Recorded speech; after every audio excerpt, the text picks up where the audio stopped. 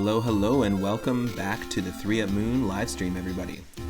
It is Friday, February 26th, 2021.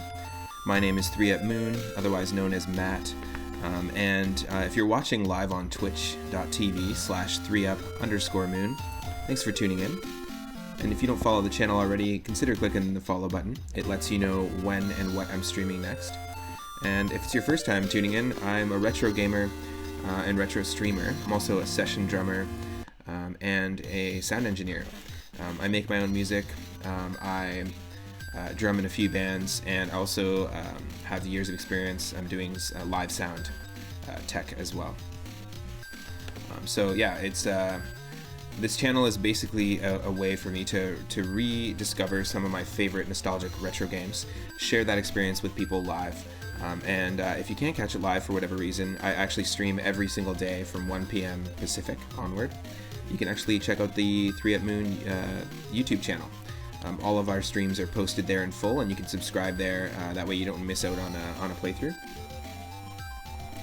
The music we're listening to today is from Yu-Gi-Oh! The Eternal Duelist Soul for Game Boy Advance. It's a really fun trading card game on Game Boy Advance, and the music is just super funky. Always really enjoyed it. Before we start today's stream, which will be a warm-up stream, and it'll be another practice run of Super Mario Bros. 3 Randomizer, I do want to say thank you to the most recent followers of the channel. Thank you so much to Tanny for following. Welcome to the stream. Thank you to the Girl on Fire 99. Thank you to Jamsters, and also to Beldraith. I know Jamsters and Beldraith are both also streamers and musicians, so thank you so much. I appreciate that. Now today, diving into Super Mario Bros. 3 Randomizer, we are basically taking the game and shuffling around the levels, the items, the palettes, the enemies. And by items, I mean the items in brick blocks and power-ups. All the Koopaling boss fight HP, like hit points, that's all randomized. Yeah, it's pretty fun. I've been practicing in order to get good enough to eventually run a casual multiplayer race of the game. I'm also excited because today is Final Fantasy Friday, so later today we're going to be taking on a little more of Final Fantasy 9. So stick around, and we'll start things off with Mario 3 in just a moment.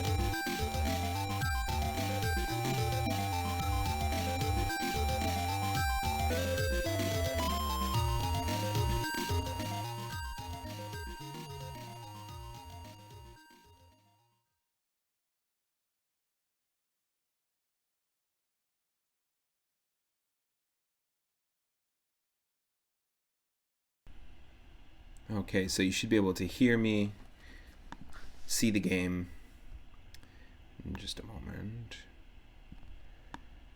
and also see me. Hello, everyone.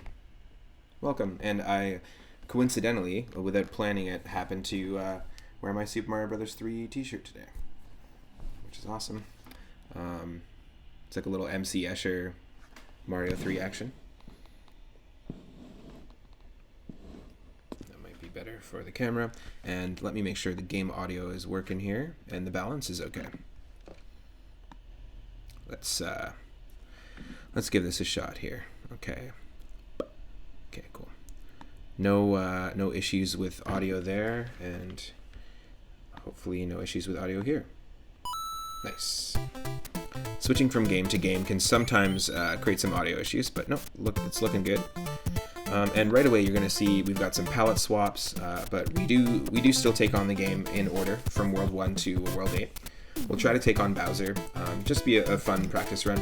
And if you're watching on YouTube, there's a full playlist of all of our Super Mario Bros. 3 runs, all of our practice runs, every single seed that we've attempted, and you can check it out there. And eventually, if you follow the channel, we will be doing a race on stream. I've got my alerts set up. Hopefully has been giving me some issues. In fact, what is going on here? Let me just quickly check something.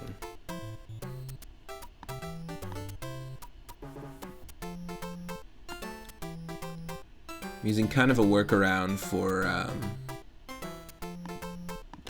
there we go. You're just using a workaround for Streamlabs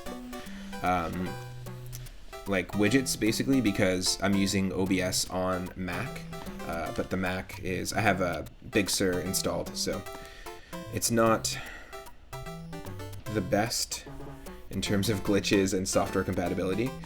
Let me just I'm just gonna restart. Okay, cool. There we go. Yeah, it looks like everything should work now. Hope everyone's having an amazing Friday so far. I was just hanging out in my good buddy Parahax64's channel while he was making a sequel to his first ROM hack, Curse of King Buu. It's really cool to see levels come together collaboratively in the chat too. Like, not a lot of people are open to suggestions or in their level design, and I think it's really cool when people can suggest ideas. And actually, if you're just curious to see how a hack is built, a Super Mario World ROM hack, then yeah, give it a shot. It's a pretty cool stream for that. Parahax also streams some really good retro stuff. So it's Parahax64 is the name of the channel. Ooh.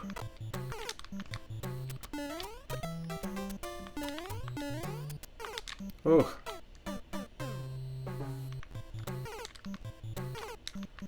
Okay, I'm gonna try to not use save states after this level. Normally been using save states, and I just wanna give it a shot without it. Just a second here, of course. Just a moment.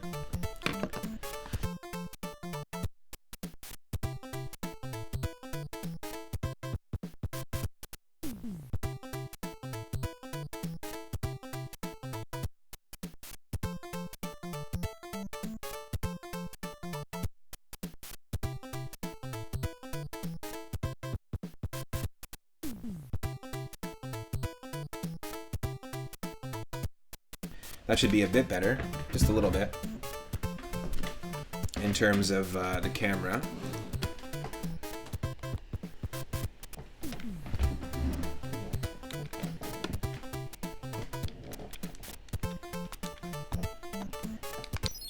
Okay, let's... Oh, we beat this already.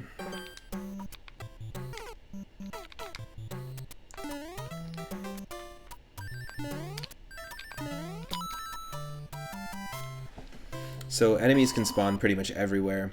They're a lot more chaotic than when you're dealing with the Super Mario World Randomizer. And yeah, you get served up pretty much any level. So here we've got a World 7 level right away.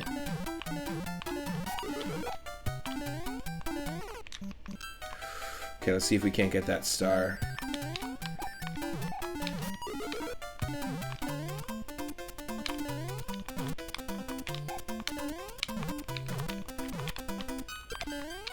Good, we at least took him out. Took out the Goomba.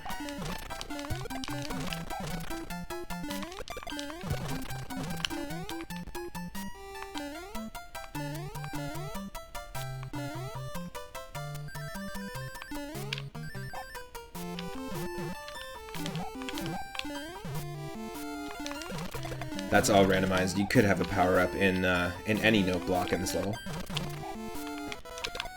Yes.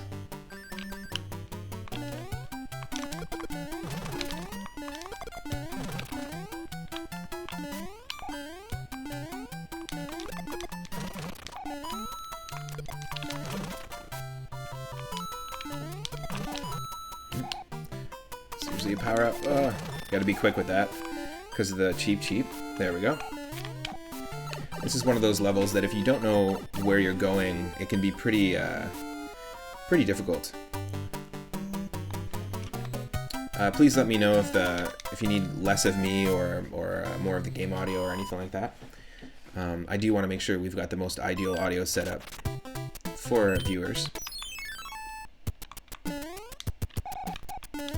I want to say thank you so much to all the people that have been supporting the channel. Honestly, like, to have the amount of subs that we've got 17 subscribers, and we only just hit affiliate 1 week ago, last Friday. It just means a lot. Last Friday we also cracked 100 followers, and today we are at 144, so we're only 6 away from 150 already, which is pretty wild.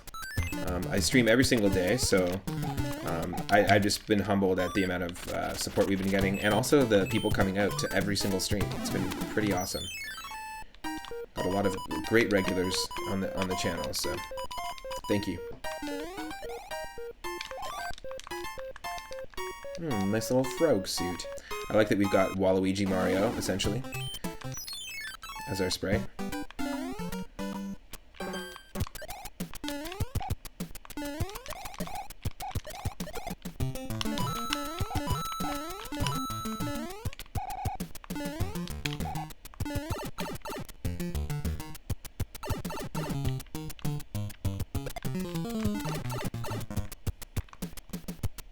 Ooh. What is this glitchy enemy over here? That's a diagonal thwomp, definitely. Definitely a thwomp. Sometimes enemies glitch out on certain screens. And it also depends on which enemies are randomized in each area. Like, I don't think the castle enemies are supposed to randomize here. It's just like, similarly to Super Mario World, when you're making a ROM hack or using something like Lunar Magic, there are basically themes or settings for each like different location. So like there's forest enemies and items you can only use in the forest, or if you're making a pipe level, there's only certain enemies that you can use. So sometimes the graphics don't load or can't load.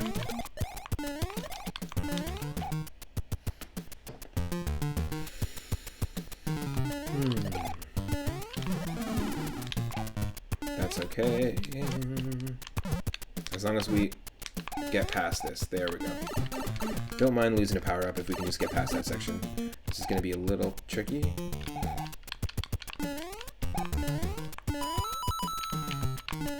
Oh, we got lucky there. That room can spawn up to 3 enemies, and it can be really tough to get by them. Now, we're not using the most recent version of the Super Mario Bros. 3 Randomizer because I'm using a Mac, but I will be using a newer, more updated version, which basically ensures no soft locks. It is possible to maybe get a dead end in this game. There's a few scenarios in which, when we take on one of the airships in World 8, one of the final bosses is going to be an enemy at random, and if we can't kill that enemy at that time or don't have the right power-up, we're basically stuck. But the newer one, the newer version of the Super Mario Bros. 3 Randomizer is the one that all of the speedrunners and people who run tournaments use. I watch speed gaming on YouTube and Twitch, and they host a lot of tournaments for randomizer retro games. Everything from Super Mario Bros. 3 and Link to the Past to more modern games, and also like obscure, Japanese RPGs on the PlayStation 1. So all sorts of different tournaments. They use the updated version of the randomizer, so for now, just for practice runs, we're just practicing with this, having some fun. Oh.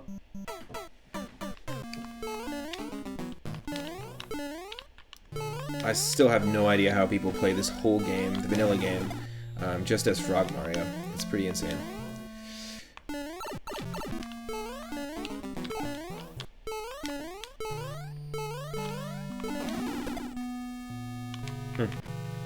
That'd be a tough jump to make with Frog Mario there, and not get hit by the Cheep Cheep.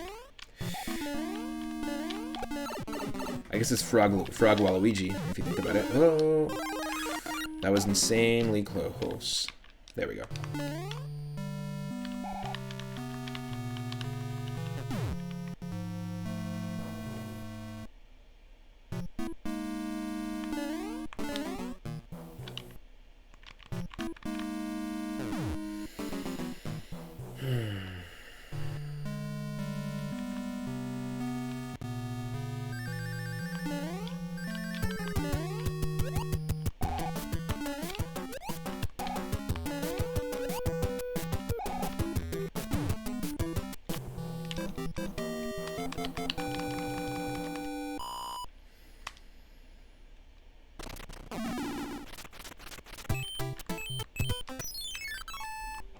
This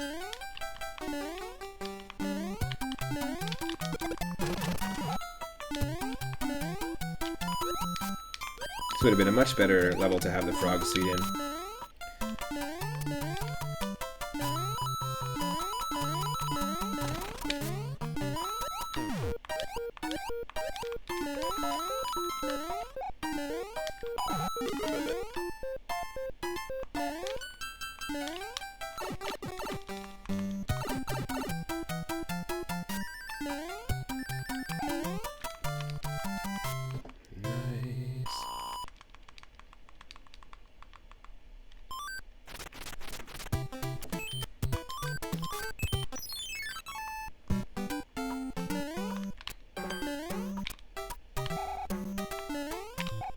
It's refreshing to have this pipe not have a fire piranha in it. That's cool.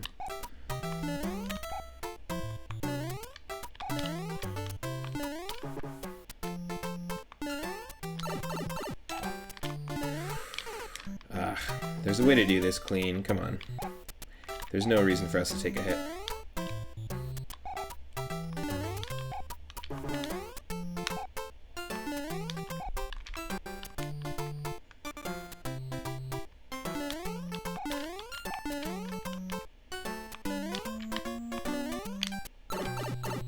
Oh, come on. Just buy the pixel. Fuck that. Fuck that.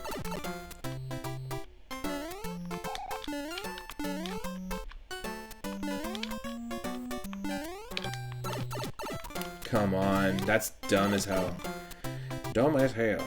Rent is too damn high.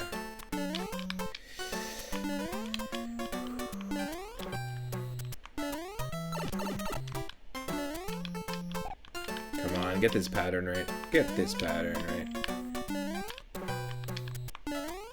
There we go. There we go. Nope.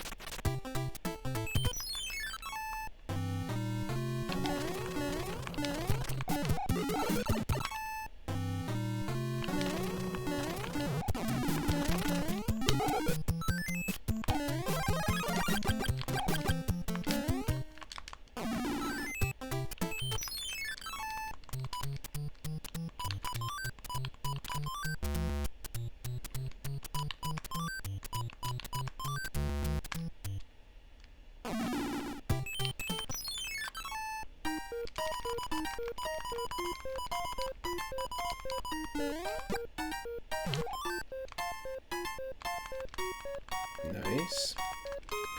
Always good to bank power-ups. And here we go, we're already at World 1. World 1's Airship. The newer version of the randomizer that we're going to use is actually going to be, it's going to actually remove the auto-scroller aspect of all the auto-scroller levels, except for one. But it's going to make these airships a lot easier.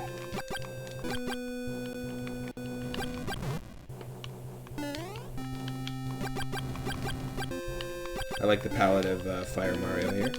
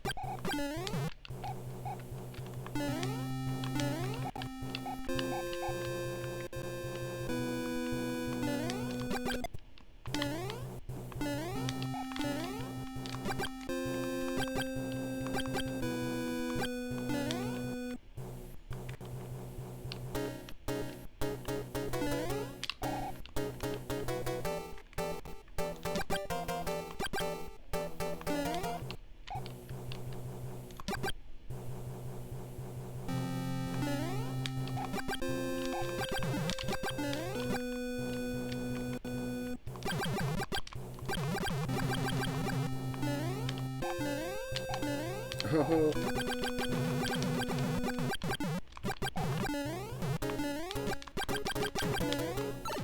Okay, let's see our first Koopaling fight here.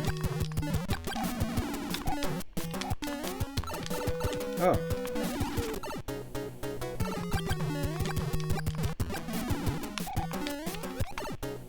Come on.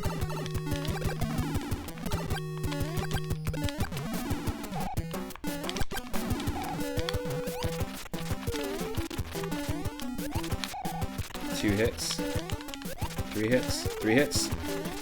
Standard old Koopaling. It can be anywhere between 1 and 15, I believe, in this randomizer. So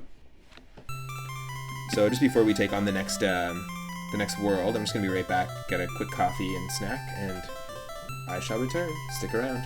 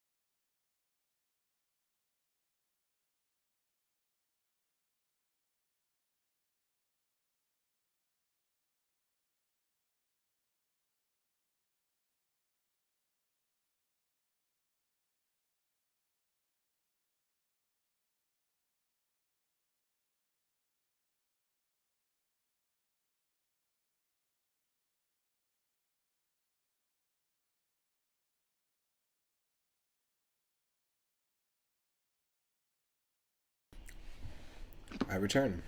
I return with food. Welcome, welcome everyone. We have just cleared World 1, the World 1 airship. And we are now on to the Grapefruit Desert, World 2. Looks very citric, very citrus inspired. I'm into it. Waluigi is our character. One of the things I love about the Super Mario Bros. 3 Randomizer is how it shuffles around the palettes of the enemies. Obviously, it's great to have everything else shuffled around too, just to make for a different experience, but I really do like the flavor that the palette switch offers. In fact, I'm just going to do something really quick.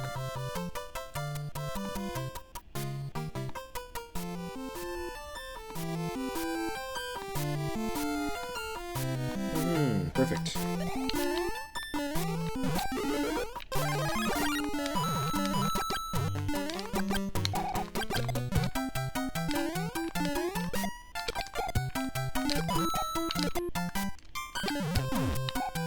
Wow. That was pretty ricochet. That was a little wild. Okay, let's get out of here.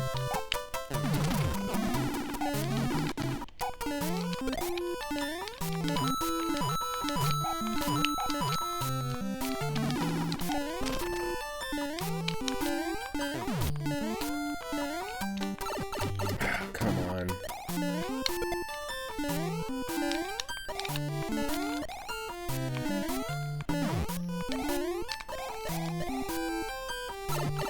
There we go. There we go.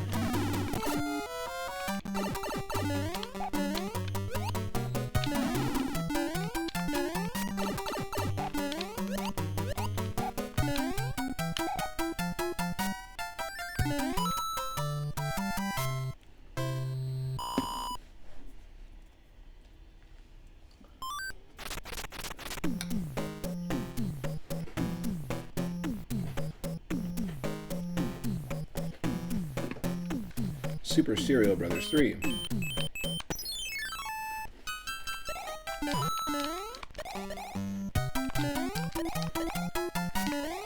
Oh. Oh.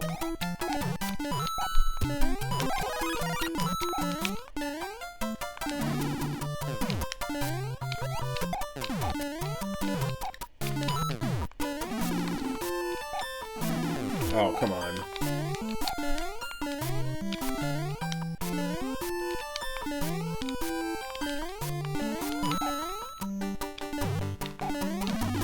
Oh, getting tons of raccoon leaves in this level, though.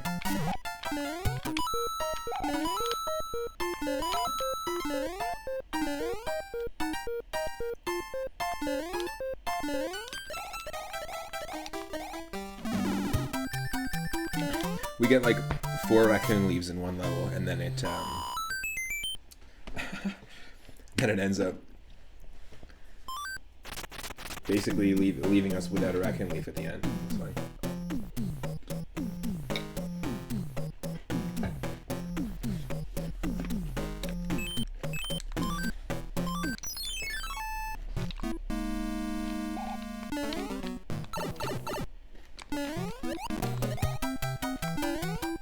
Super dumb. Hold on.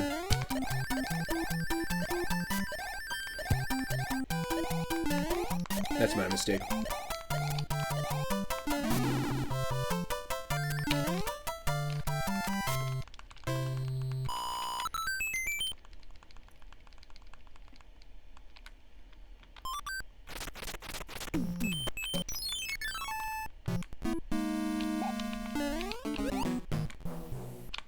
Whoa. Gotta watch out with these thwomps. They can move in any direction when they spawn. Whoa. Including down.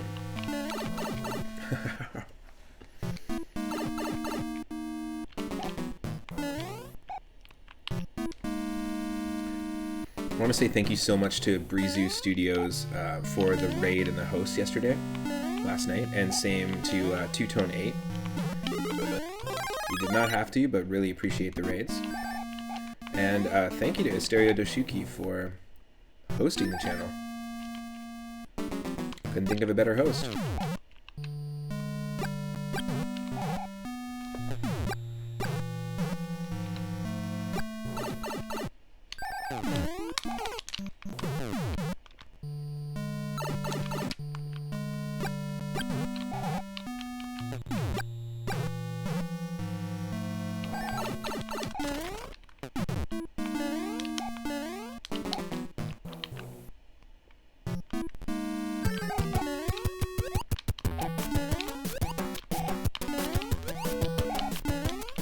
new version of the newer version of the Super Mario Bros. 3 Randomizer is actually going to not just shuffle the levels around, but actually shuffle the tiles around on the overworld. So it's not going to be what we expect. It could be that this is level 1, this is a pipe, this becomes a spade, like bonus game, this is a another pipe. The pipes are also all randomized as well, so this could be level 2, this could be level 3, this could be the fortress up here. So basically all the tiles for levels and things you can enter in the overworld get shuffled around, so it makes for a little more variety, which is really cool. The other thing is that in the version we're currently using, overworld pipes are vanilla, so if you go into the pipe, it's going to take you to where it normally does in the original game. But not the case in the newer version. So once we get that working, I believe a couple Twitch streamers said they would give me a hand getting that all set up because I'm using a Mac and they've got Windows.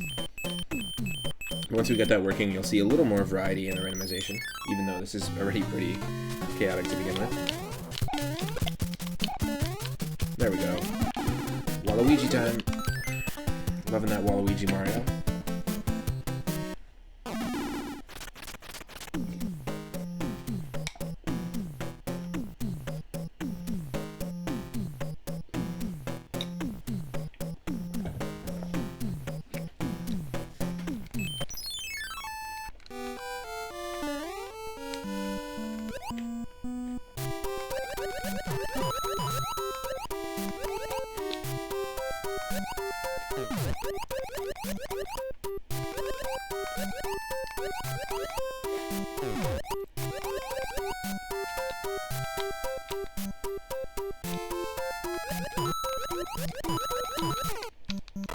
Great. Great.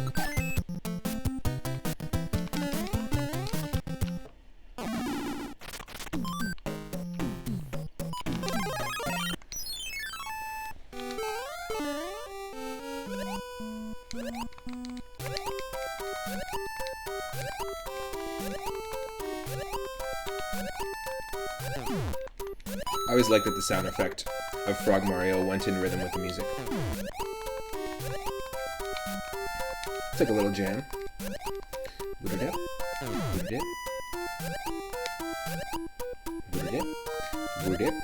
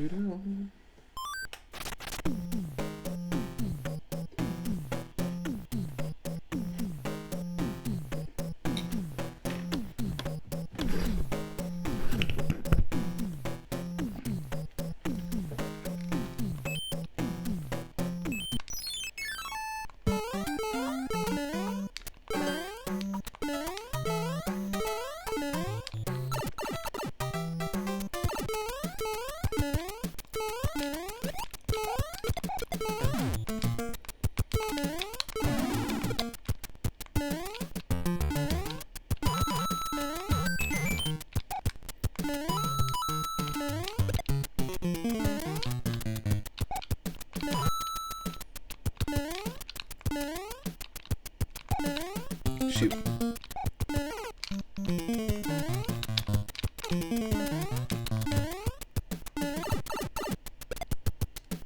Yes.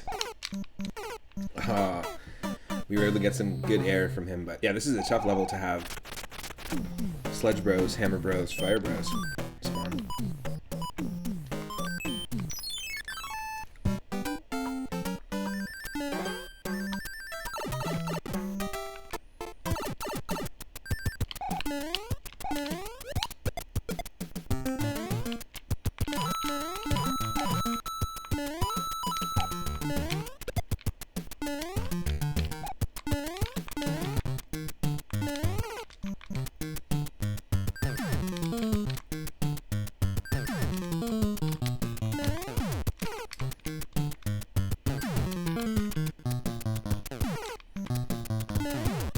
There we go.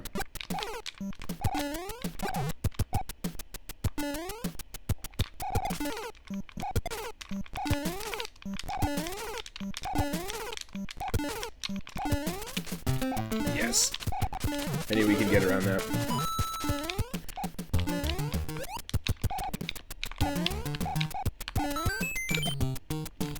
Oh.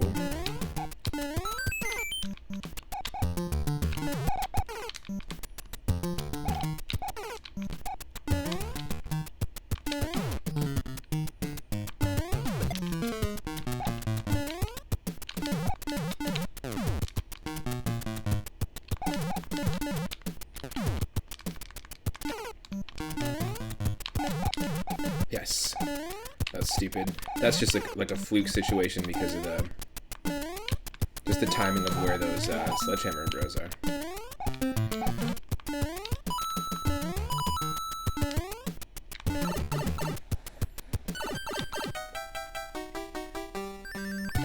I'm really excited that today is Final Fantasy Friday, so this evening we're going to be doing more Final Fantasy IX. One of my favorite RPGs, it's turning out to be. I played it back in the day on PlayStation 1. Bought it when it first came out. And I don't remember too much about the game, but I do remember how awesome the soundtrack and the atmosphere was. So it basically has been a almost semi-blind playthrough, but it's been really fun. We do retro games on the channel, but also RPGs, and I try to do one RPG at a time. Once we beat Final Fantasy IX, our first RPG was Earthbound, but once we beat Final Fantasy IX, we're going to take on Paper Mario for the N64, one of my favorite games of all time. Also, epic soundtrack. Hey Breeze, how's it going? Welcome to the stream. Hope you're having an awesome day.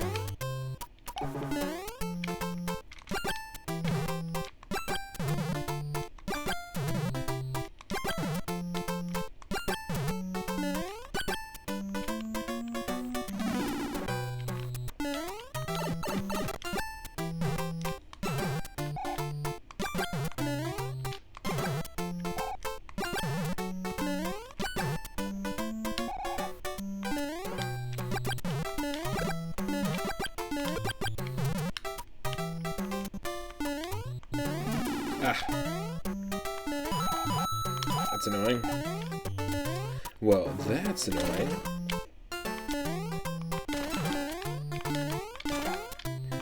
Give me the raccoon Waluigi. There we go.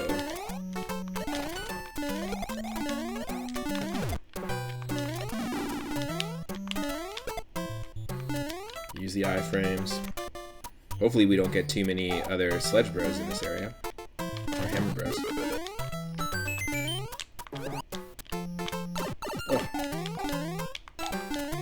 Can't jump on that cheap. Because it's not jumping, so you can't jump on it.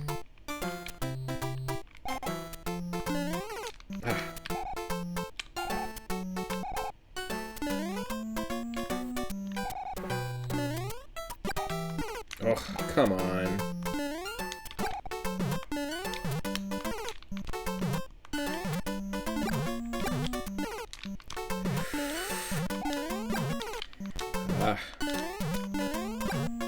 Oh, so close. Yes! Some crazy epic clutch maneuvers going on here.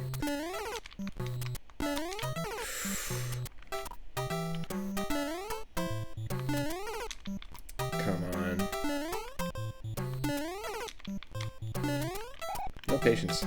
No patience, I tells ya.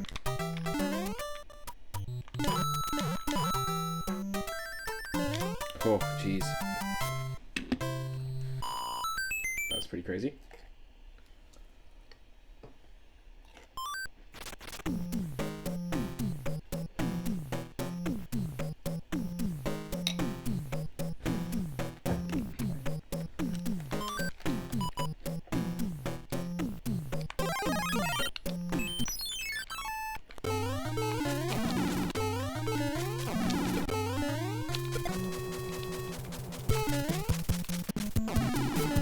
certain timing with every Hammer Brother fight.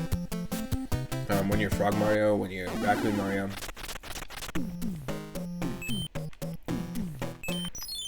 So the reason why I'm save stating there, just because I want to practice that timing in the case of a race. Wow.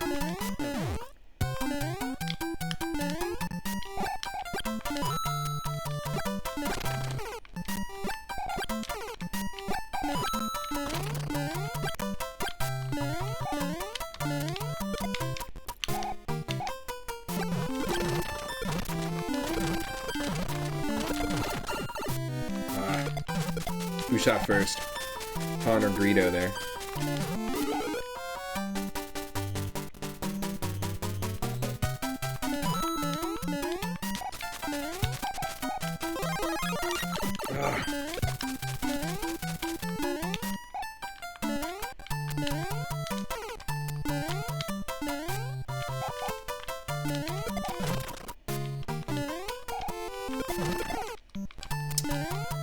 The green cheeps we can't jump on.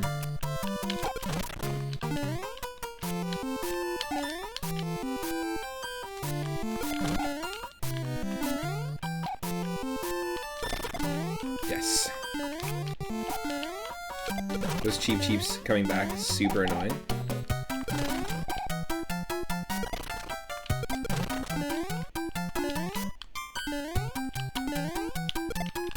Yes, we got lucky that that was a cheep we could jump on.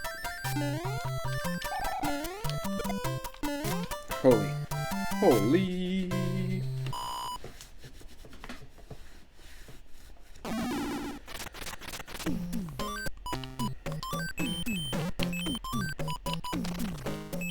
Let's open this up. We don't need the Hammer Brother fight because it just gives us a warp whistle, and we're not going to be using the warp whistle in this run. We're just going to be casually playing through the game.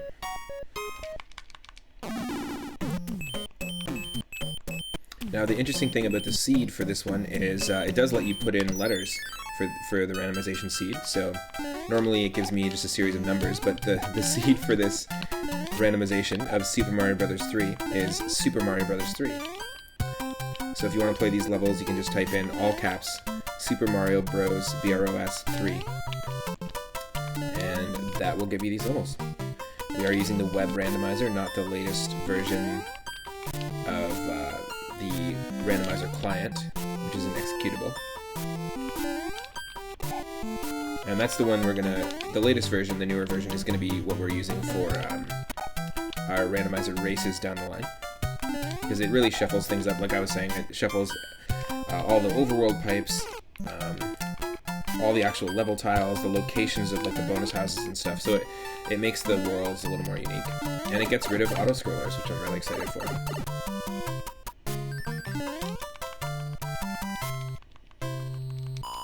Hey Chris, how's it going? Welcome to the stream! So we're just on World 2 here. Don't want to use all the fire flowers because I want to save one for World 8, but we should be able to find a few along the way.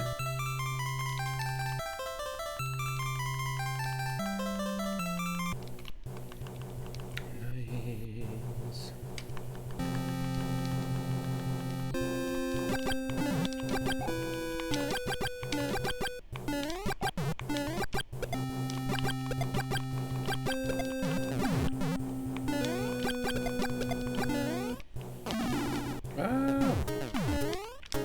That was dumb.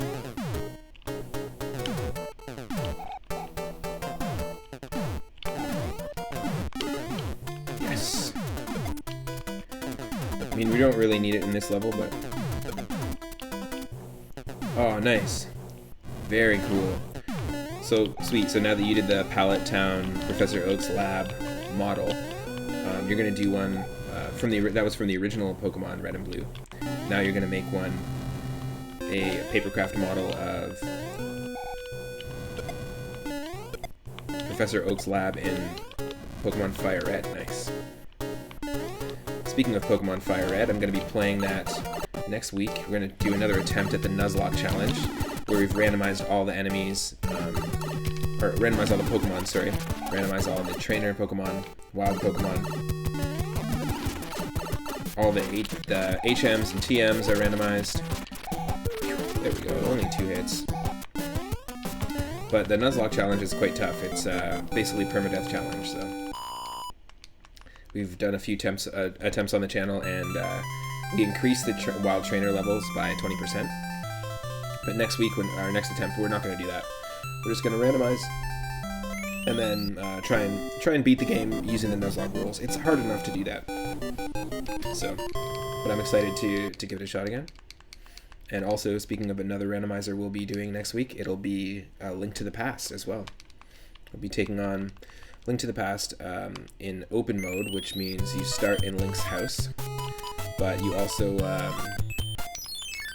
you start in Link's house, but you also can go anywhere. Like, you don't follow the story. You can pretty much go anywhere that is accessible to you, and each item or treasure or chest basically has been completely shuffled around, as well as the enemies. So doing an randomizer of Link to the Past is pretty wild. It can get really chaotic if you're into the chaos that these things can bring, like you can see here.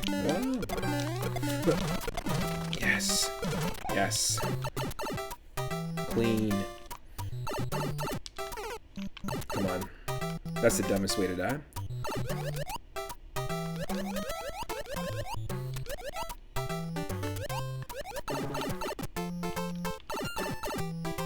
Nice.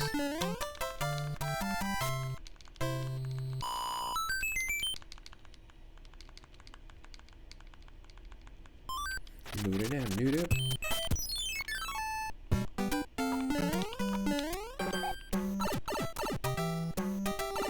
So it's funny that you can actually use words, you can use letters as the seed in this web randomizer.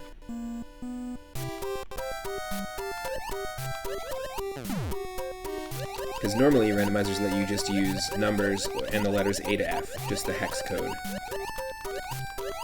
letters. But no, it's cool. I've actually made a few randomizations of Super Mario Bros. 3 using all the usernames of some of my favorite Twitch streamers. We've got one for 2Tone8, we've got one for Grimbomb, we've got one randomized for Parahack64. We've got one for Asterio Doshuki, we've got one for Rider of Lamia. So we'll be playing those for fun this week.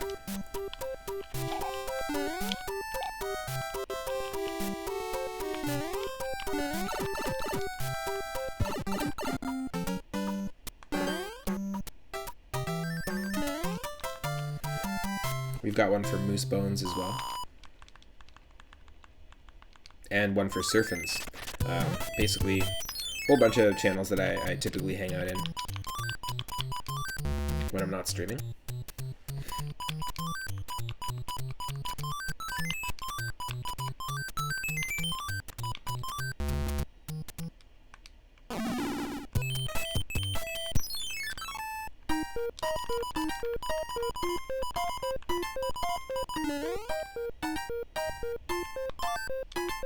Yes.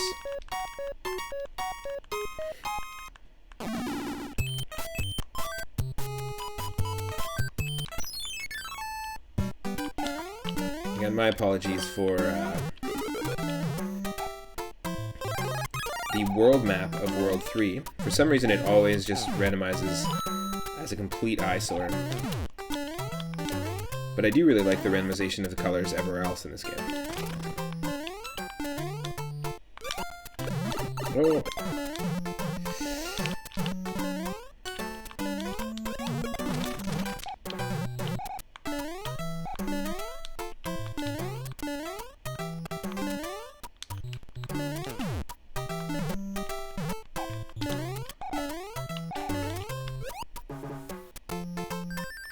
Whew.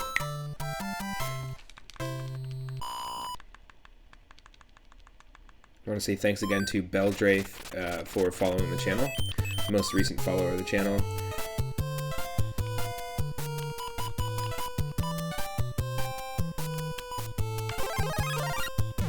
And thanks to IC Pride for the most recent bit donation.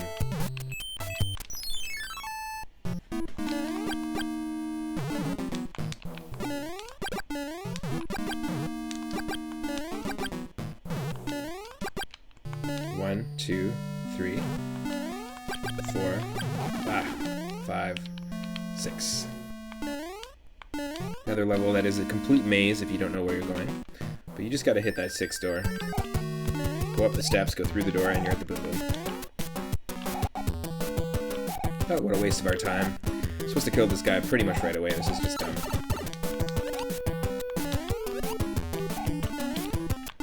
You never let him take off. Never let that Boom Boom take off.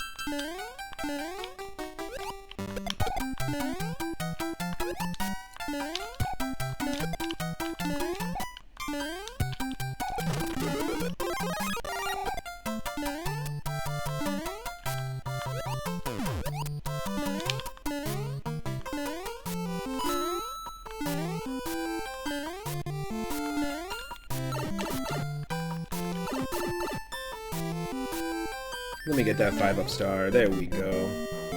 5-up star, 3-up moon. 7-up cola. 1-up shroom.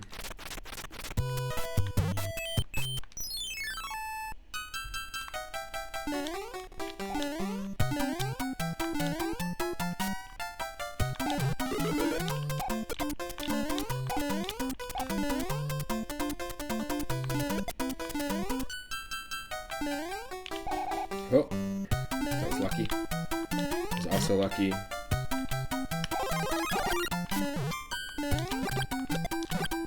Oh, you dang old Boo. You dang old Boo.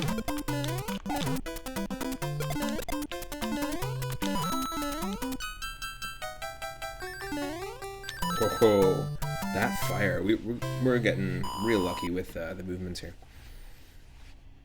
We were totally able to avoid that. Also, we got 42 coins in total. Little Douglas Adams reference. So long and thanks for all the coins.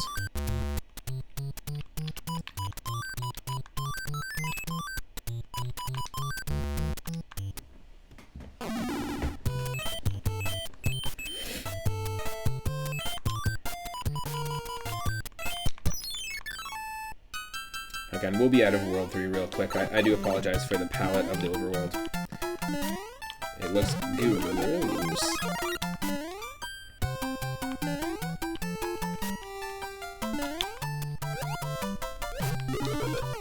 Oh, come on. You know what I was trying to do there. Game. There we go.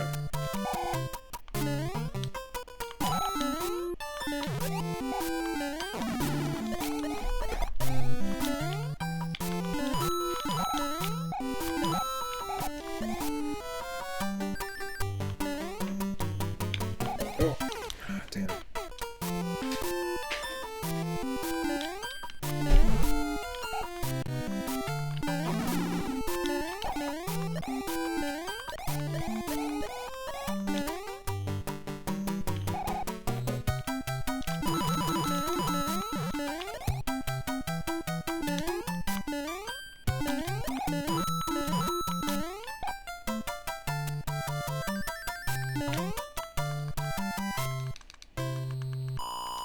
Nice.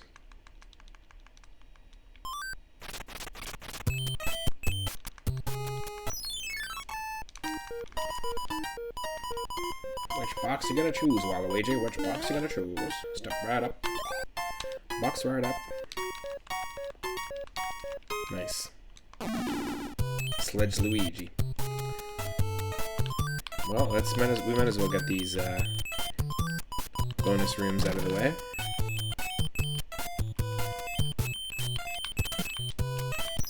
feel like they're pretty useful in... I'm not sure how useful they'll be in races, but you gotta hit these toad houses up, because all these items are randomized and shuffled around, and it's kind of the only way to get certain power-ups. We're going to need certain power-ups down the line.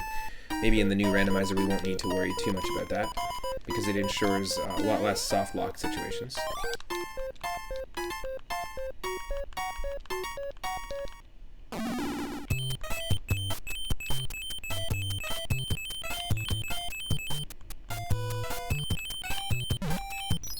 Nice.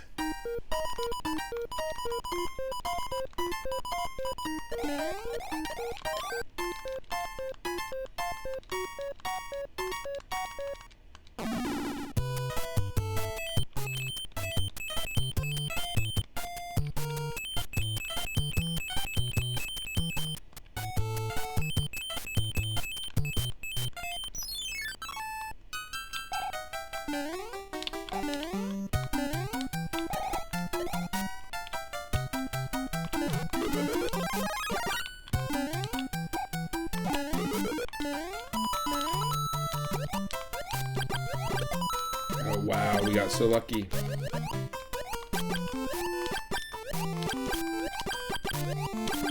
Oh, getting real lucky here. Woo.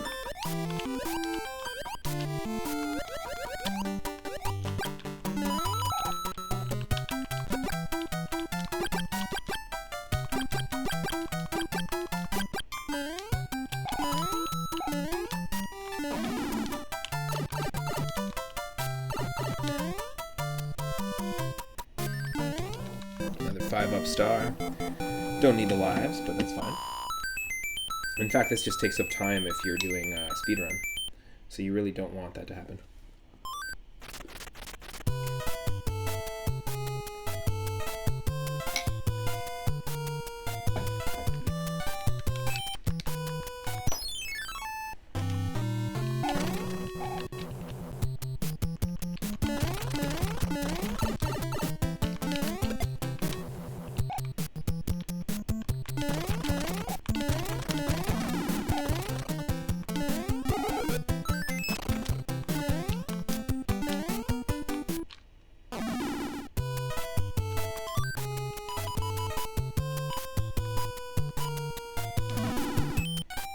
Nice.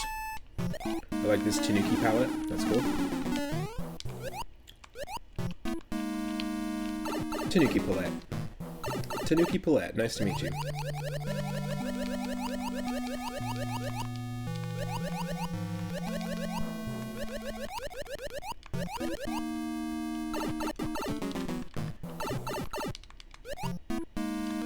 Swimming through the Great Kool-Aid. Oh no! Wow, enemies that showed up where they were supposed to. That's funny.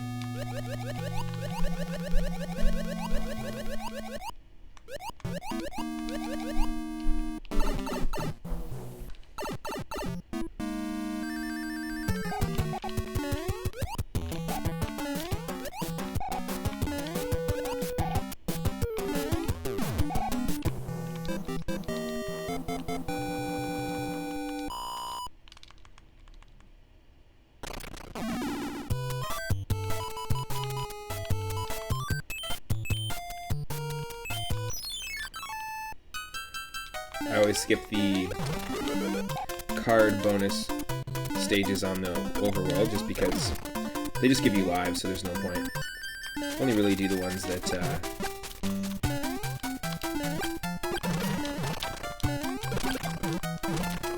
oh, yes, yes. Only really do the ones that give you items. No, of course you're one that we can't jump on.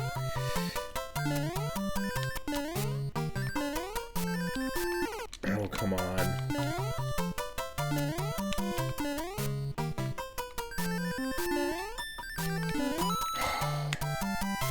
Damn Cheep Cheeps. They just keep respawning. If you run too fast, it'll like despawn the Cheep Cheep off screen and then respawn it. And they also keep respawning in terms of the same rules as a Lakitu, basically. They just show up like right away. Yes! There's a way way to pull that off.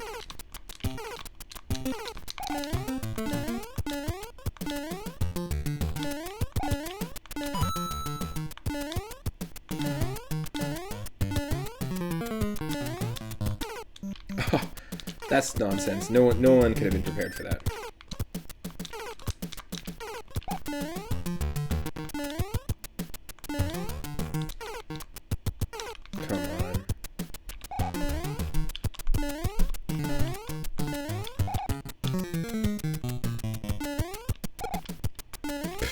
I don't know how that happened.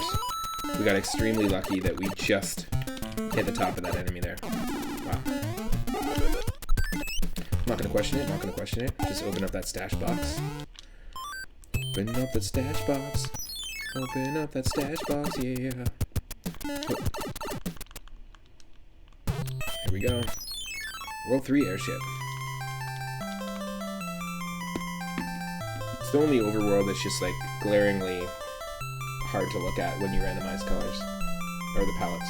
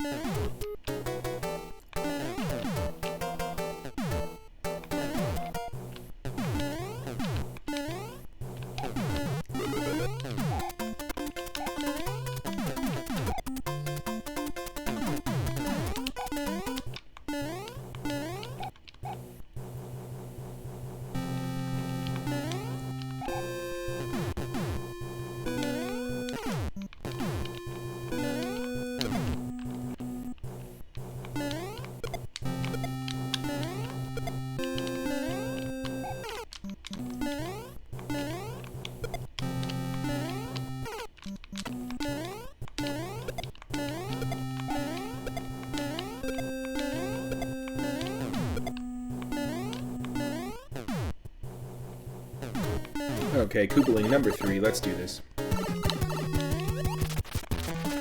Nice. Got really lucky that Wendy was just one hit because her, the rings or like the weird life preservers that she shoots around the room. Super annoying to have to deal with. She does the same thing in Super Mario World, or actually, there is the same thing in Super Mario World when you take on Wendy or Koopa. It's just a bouncing Potabo, so it's just going to be like the fireball. But it's the same pattern.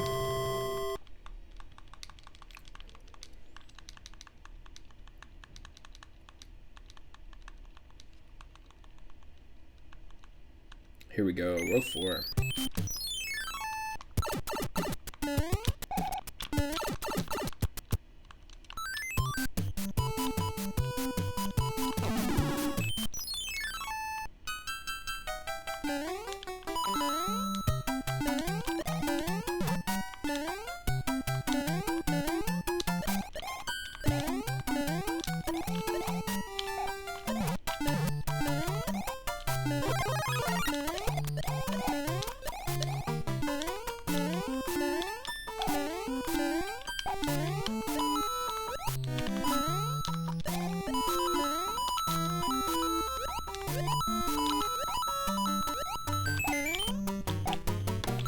Clean.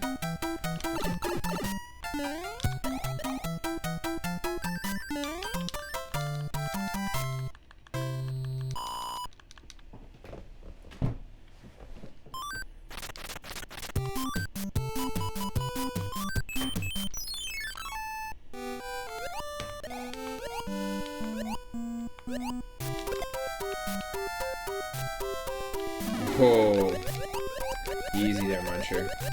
That was close.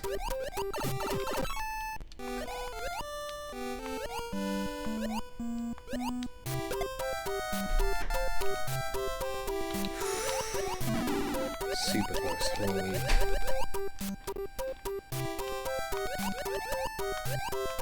Very, very, very close.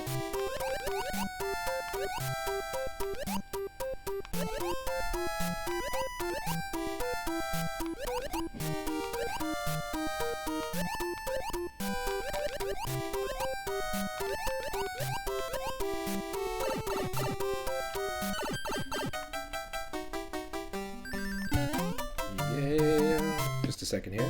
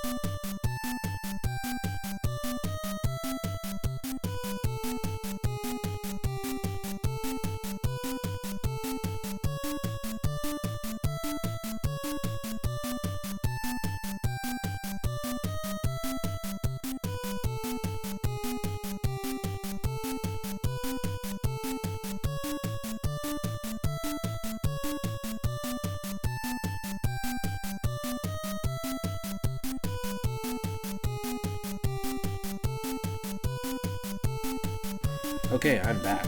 Awesome. Oh, okay, no, thank you. Thank you for joining the stream. Welcome, welcome. Okay, let's do this. So we just started the seed. If you want to play along with me and play these exact same levels, I'm using the Super Mario Bros. 3 web randomizer, so the not so frequently updated version. But it does allow you to use more than just the hex characters for seeds. So instead of just numbers and the letters A to F, you can pretty much use any letter you like. And so the seed for this is actually Super Mario Bros. 3. So Super Mario Bros. 3. And you'll be able to play these same levels. Highly recommend giving it a shot, or if there's a game that you are very familiar with or you think you know well, you can definitely Google and see if there's a randomizer out there for it. Okay, let's be serious. Oh, close. Almost avoided that damage there.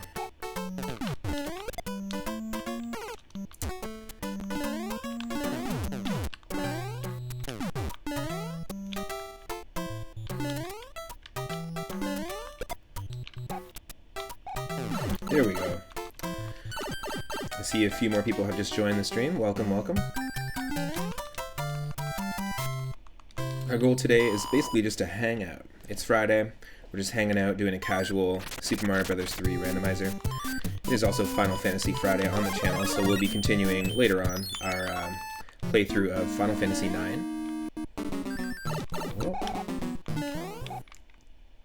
And we typically do one RPG at a time on the channel. We've done Earthbound, which was our first RPG, and actually first playthrough.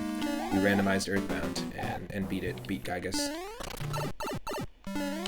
And then now we're on Final Fantasy IX, but as soon as we're done, we're going to dive into Paper Mario. One of my favorite games. I have a lot of really good nostalgic memories associated with these games. That's why I chose Earthbound, Final Fantasy IX, and Paper Mario, is because I have distinct memories of playing them with my cousins growing up. And also my classmates as well. Oh. Oh.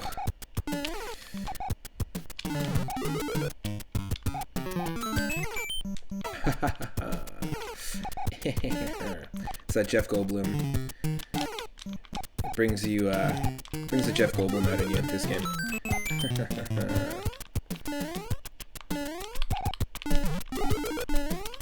Don't need lives, don't care. We're not looking for lives. We're just looking to progress and beat the levels. Beat the levels. That's the way to do the boom boom fight. That last one did not work out well. Last one was super sloppy.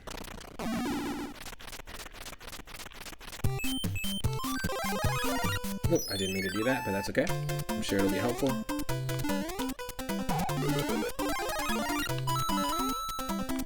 Yep, it was helpful. I killed one enemy for us, but that's still helpful. Yeah, I really like that the colors in the palette are completely randomized in this. And if I made my own levels in Super Mario World, or made my own hacks, and could change the colors of a level, I would get a lot of inspiration from these randomizers, even just like level mechanics. They can be really inspiring.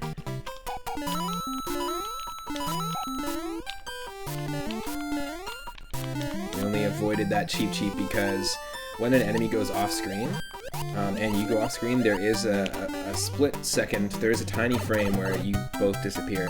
So we did probably collide in the air, Mario and the fish, but we just got lucky with timing there. And I do like when Mario's colors are randomized, so we've got the Waluigi suit, essentially.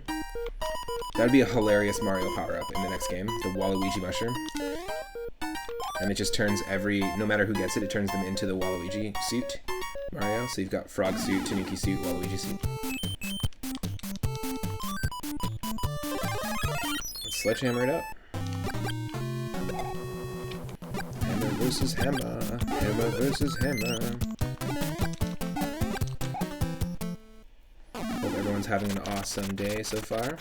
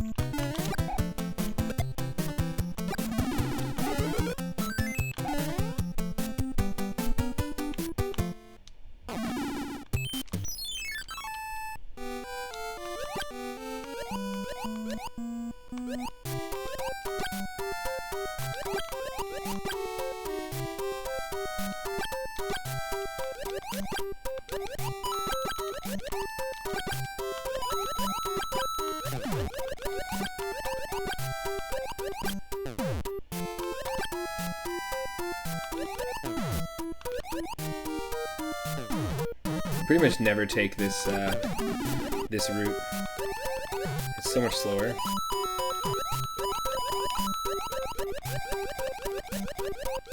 I always take the upper route there.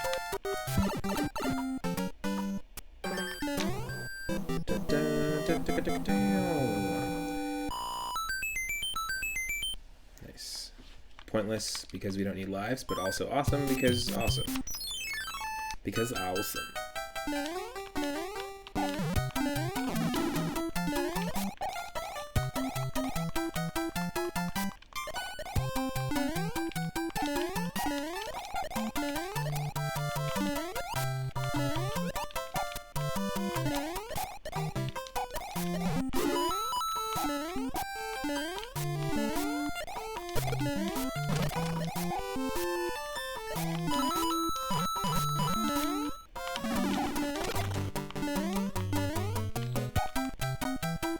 Hey, how's it going? Welcome, pair of hacks. Oh, we're on World 4 right now. Pretty much near the end of World 4, I believe. Just doing another Super Mario Bros. 3 rando today.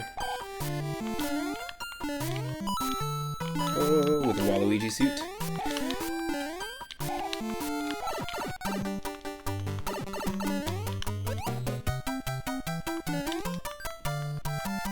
What's up?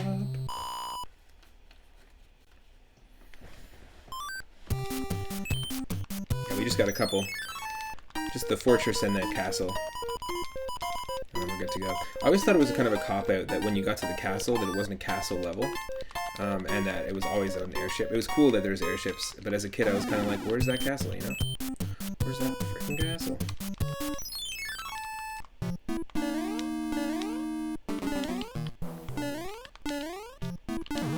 Oh, come on. Commercial. Commercial. Okay, let's try this again.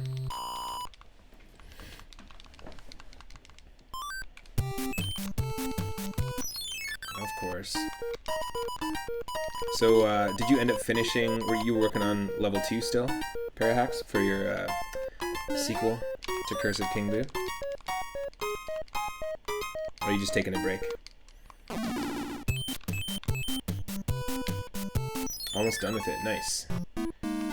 Nice, and then level 3, you're planning on being a water level? Oh, come on. That's wasteful. Oh, that's so annoying. Especially because the that last donut jump is really difficult.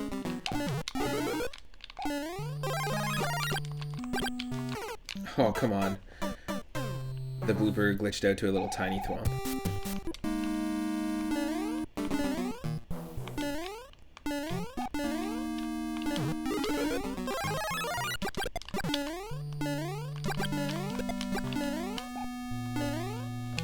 Yes. I just ledge grab that. Yes.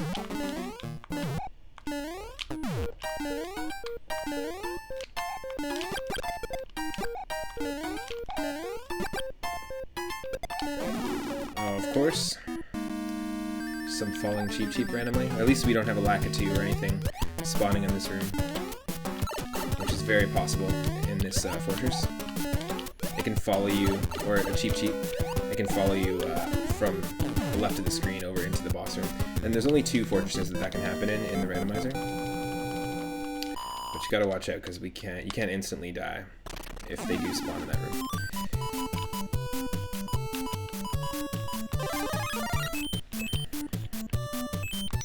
Heck yeah.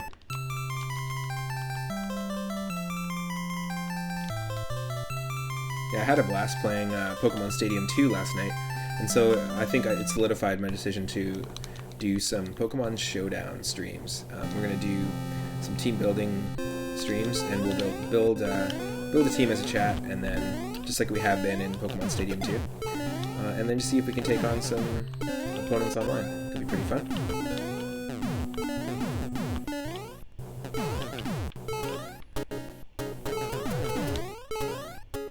Look at this frog nonsense. This frog percentage.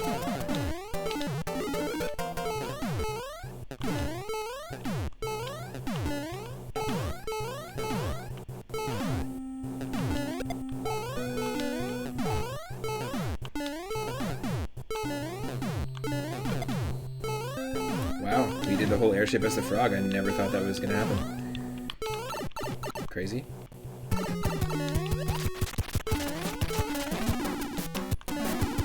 See, I don't know how people do it, but people do play the vanilla game just with the frog suit.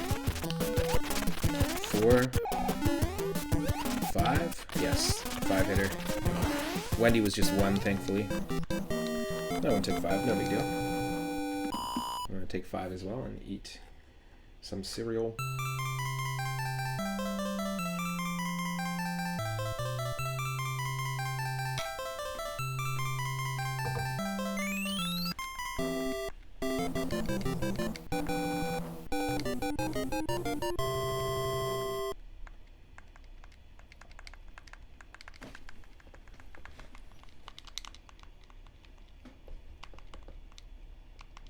Nice. Not a terrible palette.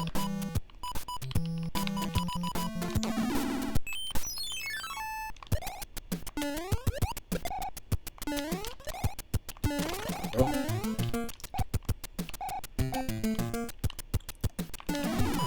Damn.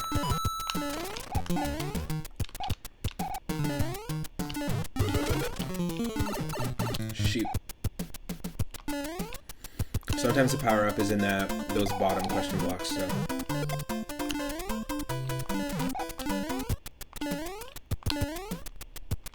Quite a pointless power-up there. Pointless starman waiting in the block. You thought it was the bottom block, but it turned out to be the top. Here we go.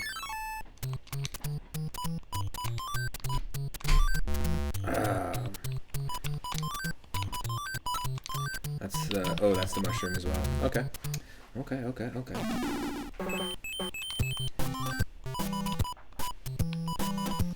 Yeah. I was feeling the frog in that airship. Let's go for it. Let's frog it out. Use those iframes. Just get out of here. Use the iframes. Yes.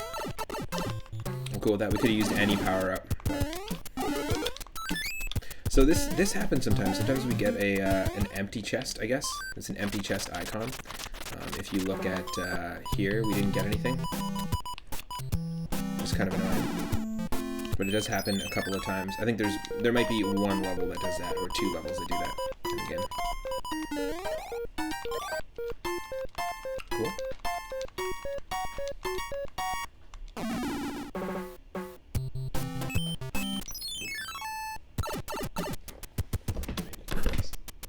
You might need to with the guitar.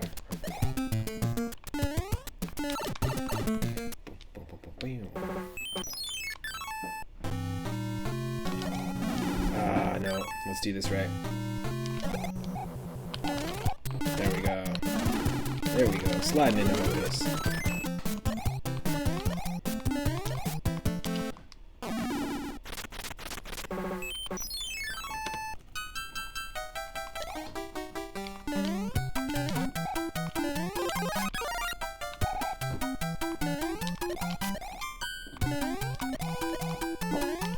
One, two, three. This one doesn't stop for us.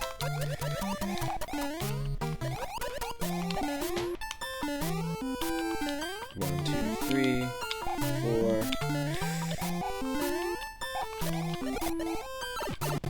Oh, thank God we had the raccoon tail. So Parahax, are you doing another stream a little later?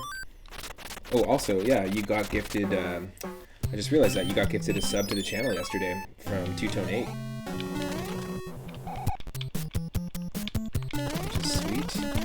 So you've got yourself that 3-up emote. You can also, I think the 3-up moon will be approved very soon. I had it approved, but at the wrong tier, and then it made me... There's a whole bunch of janky stuff with affiliate, but it made me have to resubmit it, basically. You'll get another one soon. Yeah. I didn't mean to go into this room at all. It's just Mario's gambling addiction, so he just felt like he needed to do it. Oh, that's dumb. That is dumb. Especially because we had the leaf here. Oh.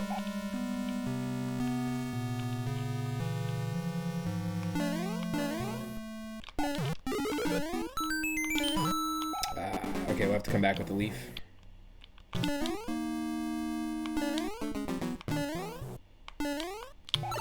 Ooh. That would be an interesting thing to put in a ROM hack. It is instead of 2 wide, just 1 wide, and you've got the falling little fireball things. I know they're different in Super Mario World, where they actually like leave little fires behind them, and you can use your cape to get rid of them, but. Not the fire snakes, but the fire, I guess the hopping fire, or the hopping flames, I guess is what they're called. Just have them drop, so as you're running. Drop.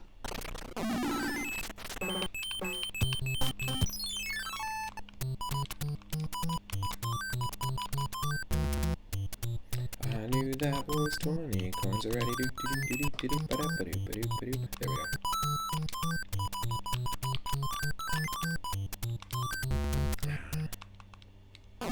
Close, but that means that we've definitely got 1, 2 backup fire flowers in case when we get to World 8, we're gonna need at least 1. You think Super Mario World just has the fireballs that come up from the ground and Bowser Fire? No, it's I encounter them in the randomizer all the time. They're like, I know that the ones in Super Mario Bros. 3 are called Hotfoots. But basically, it's like a fire that takes up 1 tile, and then it jumps, like it hops forward, and where it was, it leaves like a tiny flame, like the ones you see in Super Mario World. And you can spin jump on top of them. Also, there's the Potobos that come up from the ground in Super Mario World, but there's also the ones that diagonally bounce around, like in Wendy's. There's a couple like auto-platform levels in the vanilla game, and then in Wendy's boss fight, Wendy Koopa, there's a bunch that kind of bounce around, so there's those ones. And on top of the Bowser Fire that's dropped, there's also, I think, the Bowser statues. They shoot like thin, kind of spirally fire, and you can apparently you can, I think you can spin jump on every single type of fire, I think. And then in Mario 3 it's got the Potobos, the fire snakes, and I didn't know what they were called, but the ones that have like chomp heads, they kind of float around and have a fire tail and shoot fire at you. I think somebody was calling them something wacky the other day when I was watching them play Mario 3. Oop. This stage never randomizes the enemies for some reason. I think because it's considered like a transition area. Just because of the, oh no. Because it just takes you here. Takes you, it's basically like the Tower of Babel, and takes you to the upper section of the world. Hey yo, how's it going? Welcome, Ava. Hope you're having a good day so far. Thank you for the luck.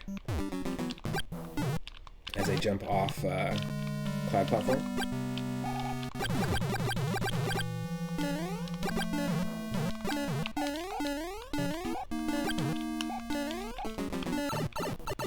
I always mess that particular screen up. Like I always let the Koopa hit me for no reason. Sometimes you just get locked into the same pattern. There we go. Climb that strawberry vine.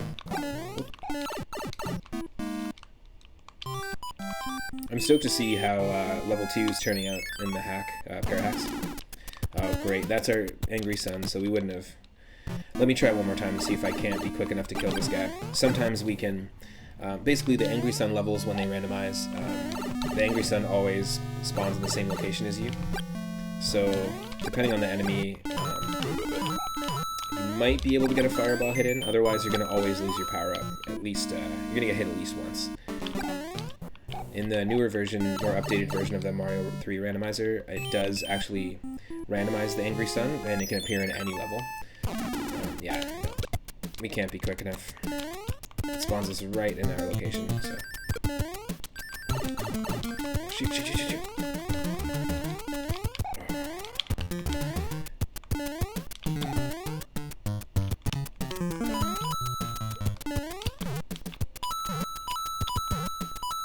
Yes.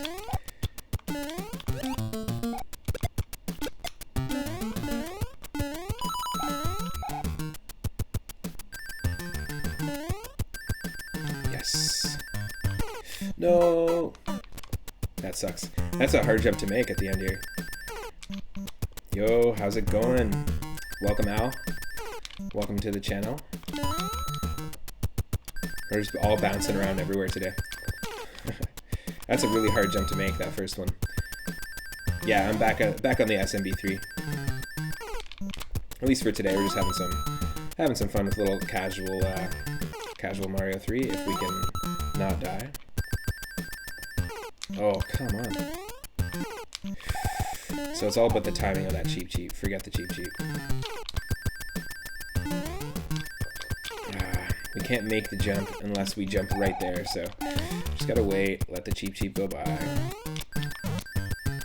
Do it the lazy way. Yeah, we're getting some decent, we're getting through a bunch of levels pretty quickly today. Yeah, practicing, not, so again, I don't know, I don't really want to call it a speed run, even though I'm going to race another streamer on stream, Craig SMB3. He's a speed runner, but I am not at all. I just play the game a lot. So I don't really want to call it a speed run. I'm not trying to get like a world record, but I know that people associate the word race with speed.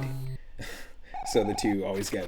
There's a lot of people that have been saying I'm a Mario 3 speedrunner, and I am definitely 100% not. So I just want to make that clear. I'm just a person who plays it a lot, and just has some fun with it. But I do watch a lot of the randomizer races on Speed Gaming, which is awesome. Really cool channel. They host Ocarina of Time races, everything pretty much. Link to the Past, Super Mario Bros. 3, Super Mario World, and they're all randomized races. And typically they do tournaments, which is really cool, really fun to watch. I'm just going to organize something on racetime.gg with another streamer and see if we can't, just for fun, have a race. And the fun behind it is that even if you are a speedrunner, we're going to put some rules in place so that we can't like do any level skips or anything like that. But it can throw you off hugely. So regardless of like where we both are skill level wise, it's going to be fun to watch in terms of like us dealing with all the stuff as it comes. Holy, like that kind of stuff. It's pretty insane.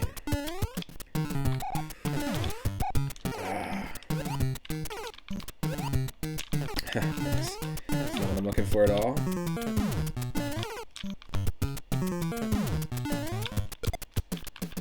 Okay, forget that Goomba. Wait for this. I think it's gonna be really fun. I've been wanting to do it, and also eventually I'll do the same thing with Link to the Past Randomizer. And next week we'll be trying that out. I actually you can randomize the game where. Whoop. No. This is gonna be tricky.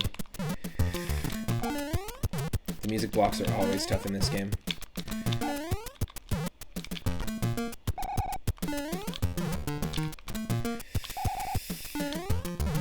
Nope. You need that momentum. Oh, let me just use these guys. I'll just use the bullet bills. Oh, so close. But yeah, I'm really excited to play Link to the Past Randomizer because you can randomize everything from the enemies to all the treasure chests, and it's a little more open world as well. I've been practicing it a lot. Also, you can randomize what enemy or what your character sprite is, and the character I'm going to be using for my run is actually the bandit enemy from Yoshi's Island. And there's a ton of different characters that are available.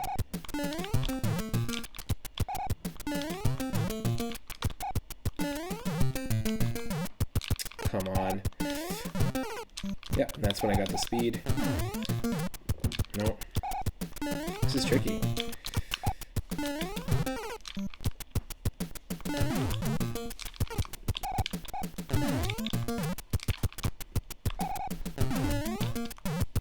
Yes. Yes. There we go. Whew. Clean.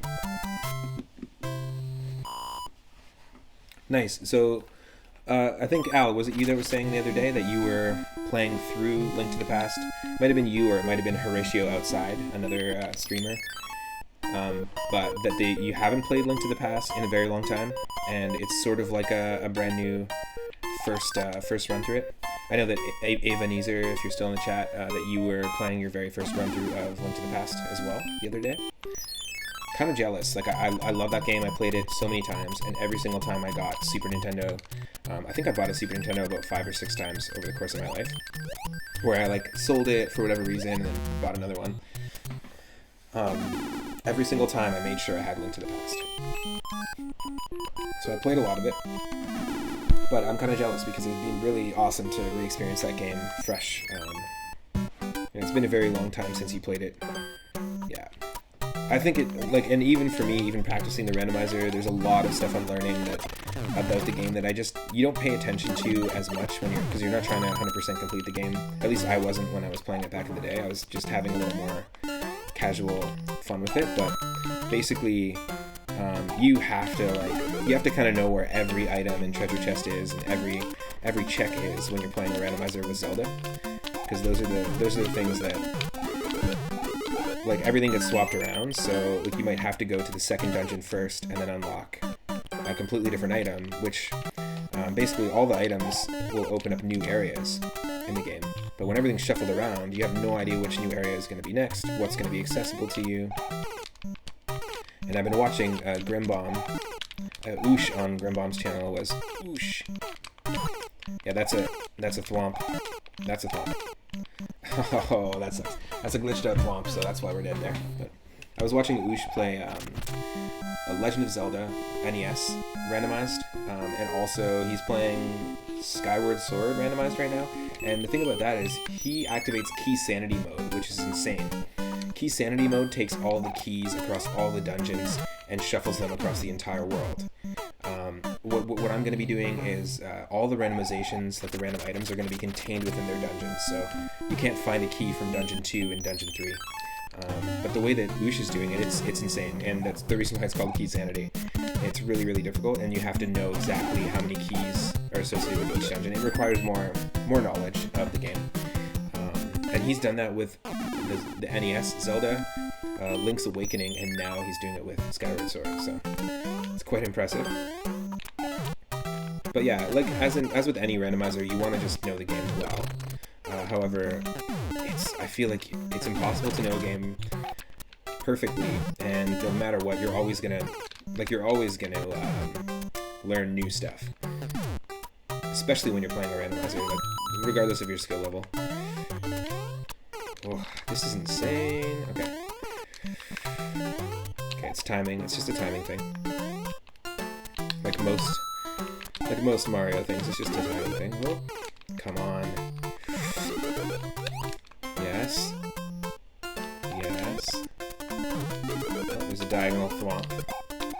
It's gonna be coming back here in just a sec. This is insane.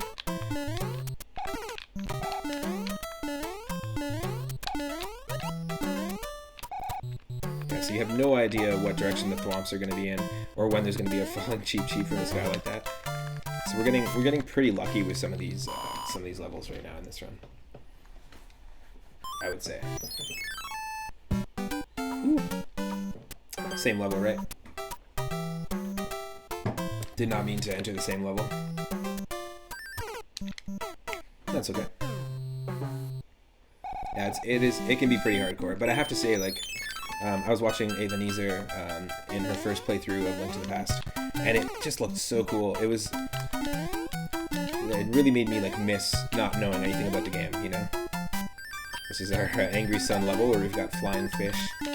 It typically becomes a lot easier of a level because the tornadoes just get swapped out with other enemies. Eventually, I think the new version of the Mario 3 Randomizer it's not implemented yet, but they're aiming to swap out the tornadoes, like include them in the enemy pool, so they can show up. The tornadoes from the Angry Sun level can show up anywhere, and that could be pretty crazy. Like, imagine an underwater tornado. That can really change things. Yeah, and Al, when you're doing Link to the Past randomizers, it's usually quite long because you're dealing with two overworlds, right? And oftentimes it sends you back and forth. You can get stuck. But when you're doing stuff like Link's Awakening, like what Oosh was doing, it's a quite quick game actually because it is compact in terms of story. It only has one overworld. There's not as many dungeons. You just have to like know where the seashell locations are, but you don't. Oh, the third boss in the light world. Yeah, that's a pretty hefty one. I feel ya. But yeah, Link's Awakening you can actually do. It's a lot more like digestible, I guess.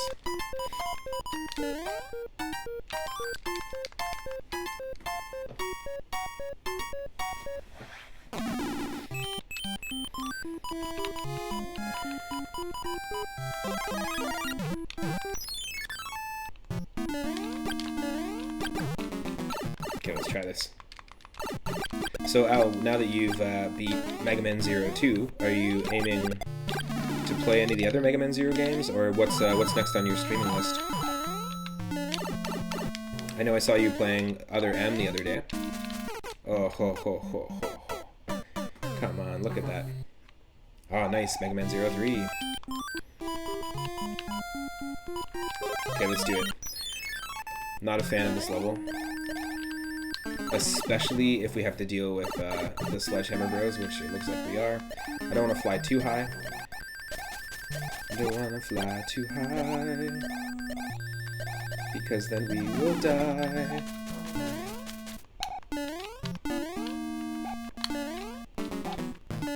There's basically that green bar at the top will insta-kill us if we fly that high in this level. It's got insta-kill coded into the top there. Oh, that was lucky. That is clean and super lucky. Ooh, Mega Man X8. Is that not on PlayStation 2? That's when they added the new character Axel, I believe, into the Mega Man X series. Nice. Oh yeah, and you are playing, you just finished Other M and Donkey Kong Country Returns. Nice. And you are playing Super Mario RPG, I know that. As soon as we finish Final Fantasy IX, we'll be jumping into Paper Mario. In fact, I might not even wait until we finish, because I'm just way too stoked to play Paper Mario. So, I know I said I'd do one RPG at a time on the channel, but I just gotta do it. It's just, I'm jonesing to play it. We've been having so many awesome conversations on the stream about games back in the day that you rented. And actually, Paper Mario I rented about 8 times with my cousin Mike. And we spent twice as much as we needed to in terms of like buying the game. Twice as much as what the game is worth. Ooh, I can do this. Yes.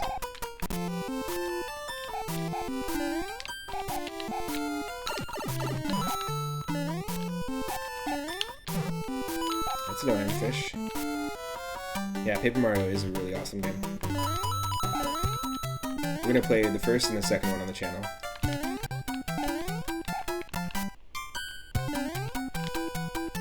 And Mario RPG Randomized is also down the line. You can basically like turn it into open world mode and start off in the same place, but you can visit any location.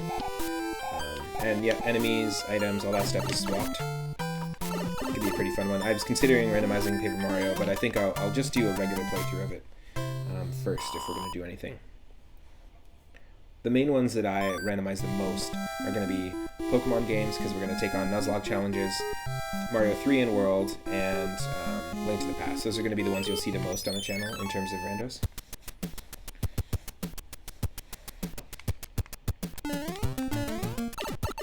You enjoying playing Mario RPG though? It's got some great tunes, really good battle system.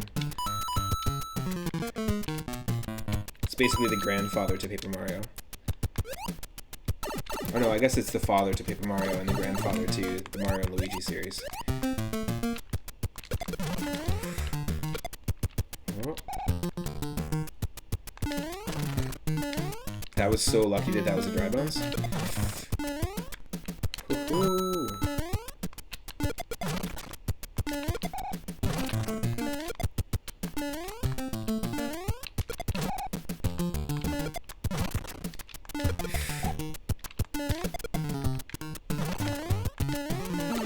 Nice.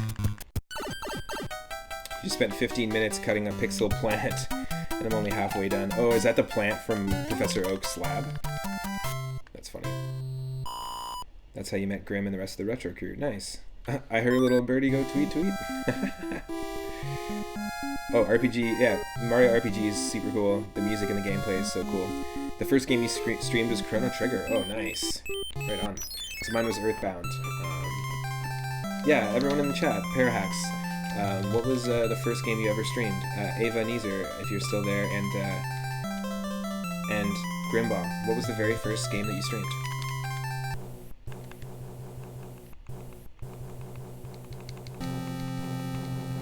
Yeah, Chris. Some of those plants, the ones that you're cutting out, actually have hidden items, but not the ones in Professor Oak's lab in Pokemon Fire Red. First game is Sea of Thieves. What is Sea of Thieves, Paradox? I've never heard of it. Is it a more modern game? Yeah, never heard of it.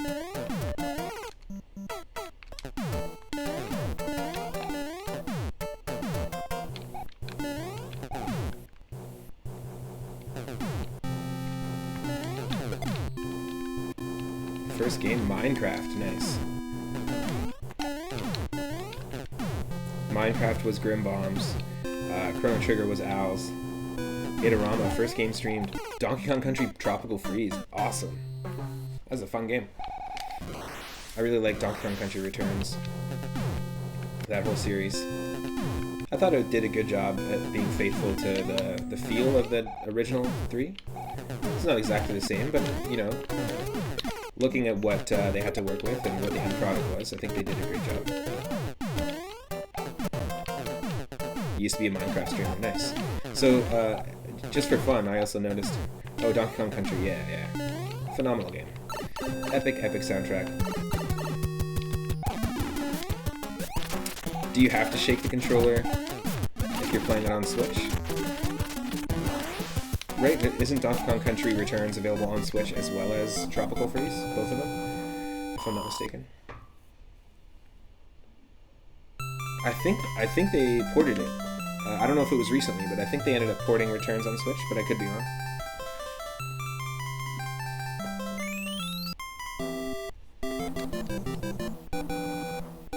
Returns was Shake. Yeah, I could be totally wrong. It could just be confusing the fact that Tropical Freeze exists on it. But I have a feeling like when I went to go buy my Switch that there was like a bundle pack. I bought my Switch a year and a half ago or so, or 2 years ago. Or my dad bought it for me for Christmas, and basically I didn't have too many options for games, but I'm pretty sure Tropical Freeze, there was like a bundle pack. I could be wrong. Nice.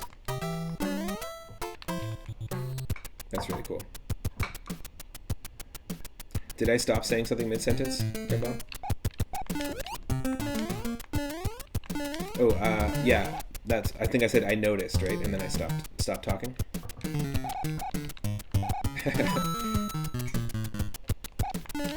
Yeah, you're right. Team Fortress was better for the controls. I'm kidding. Tropical Freeze. Donkey Kong. Tropical Fortress.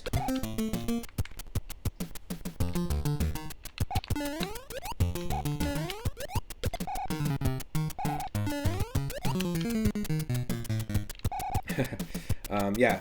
So the thing I noticed is that I'm using like a web-based Super Mario Bros. 3 randomizer, and great. I'm using a web-based Super Mario Bros. 3 randomizer, so it's not the most updated. There is another one that's more as an executable, but because I have a Mac, I can't run it. But what it does is it shuffles everything around, and normally with most randomizers, you can only use a seed that consists of numbers and the first, basically the letters that you can use in hex code, so hexadecimal code. So A to F or 0 to 9 are the only characters you can use. But for this web randomizer, it actually allowed me to put in any number, any letter. So the seed for this, if you actually want to go to the Super Mario Bros. 3 web randomizer and play these levels, the seed is Super Mario Bros. 3, all together, just with the number 3. But just for fun and for the next couple of weeks, I've actually made seeds of my favorite streamers. So basically, I've randomized a whole bunch of versions of Mario 3.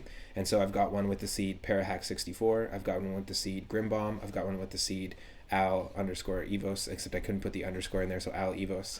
I have one with the seed Asteria Doshuki, Rider of Lamia, Surfins, Two-Tone 8. And I'll be playing those as we just move on through the next couple weeks as my warm-up practice seeds. So we'll see what everyone's username brings us, which will be pretty fun. I just noticed that you could do that recently, so otherwise I would have done it right from the beginning. Yeah, Surfins! It's pretty cool. And I thought that was sweet that we could do that, so... Oh. Shoot.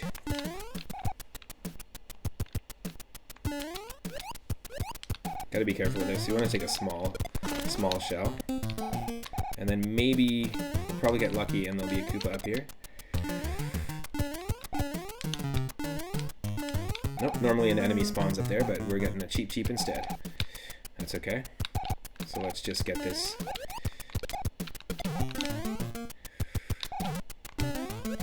Yes.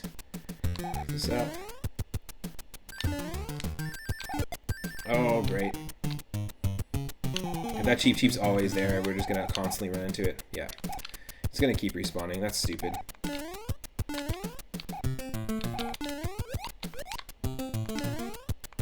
Get out of here, cheap cheap. This level can be pretty tricky sometimes, just depending on the enemies that you have to deal with.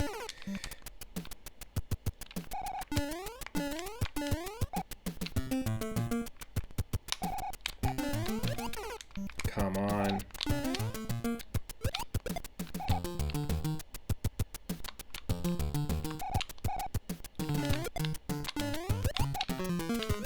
Yeah, the Cheep Cheep's gonna be back, so we're never clear of it, unfortunately. This is so tricky. Get fucked, Cheep Cheep. Really? There we go.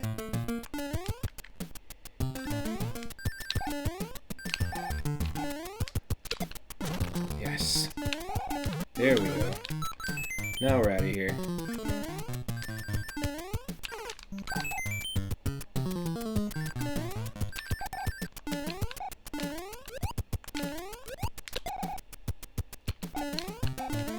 That's okay. He'll respawn.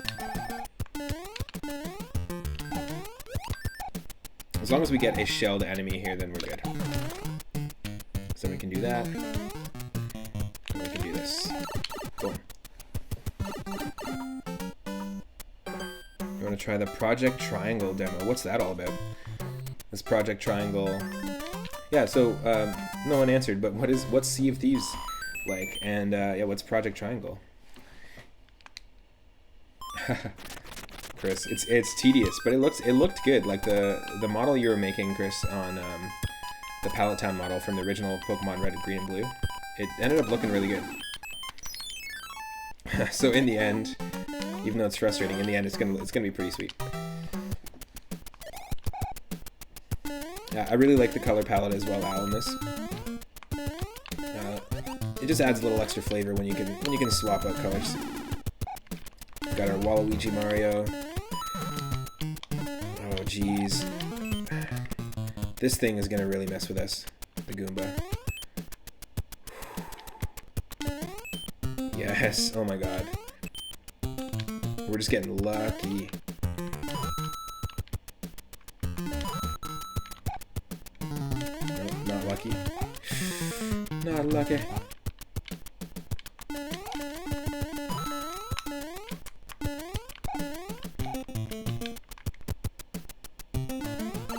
No.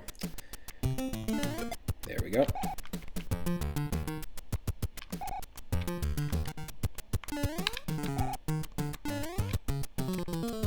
No. Ah. I knew that was gonna happen. I just saw that coming from a mile away.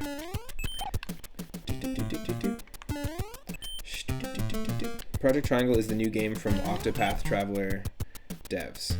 It looks like Final Fantasy Tactics. Very cool. Another fantastic game. Because we're playing Final Fantasy IX on the channel, and today is Final Fantasy Friday, of course, I've actually been noticing a lot of aesthetic similarities to Final Fantasy Crystal Chronicles, Final Fantasy Tactics, and Final Fantasy IX. It looks like a lot of the colors they're using, a lot of the character design choices, they're very similar. Also love the enemy design in all of Final Fantasy IX's enemies. Honestly, they look so cool. They're right up there with Earthbound and Dragon Warrior and Chrono Trigger for some of my favorite enemy character designs. Of course, two of those are Akira Toriyama's designs. A little biased. Love me some Akira Toriyama.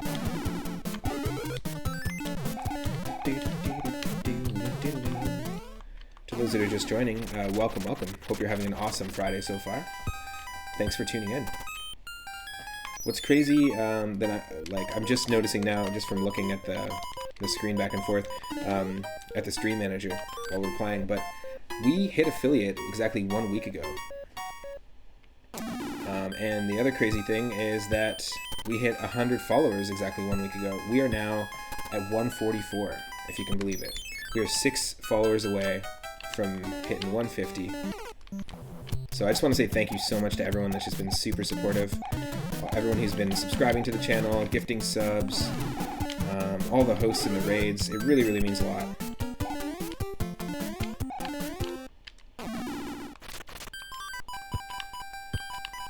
Look at all these P-wings. Look at all those P-wings. Getting a new chair on Monday. Nice. And that's always good. I need a new one myself for streaming. And depending on what time you get it, you'll be putting the chair together on stream. Cool. That's always a great success moment for a streamer. Plus, you gotta be, you know, gotta be comfy.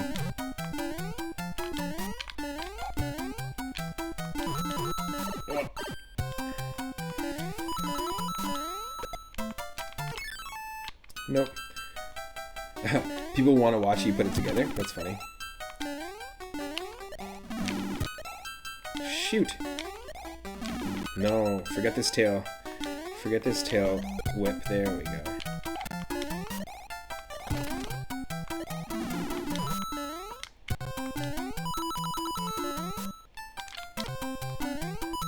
I just always want to just make the largest jumps.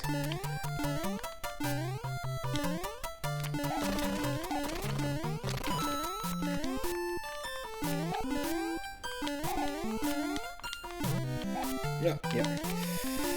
Yes, yes. That's fine. That was just like a pixel off there.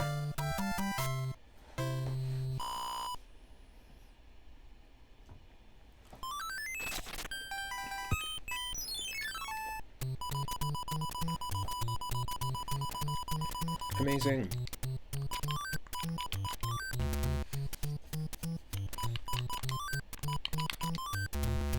Oh, let me just quickly refresh something.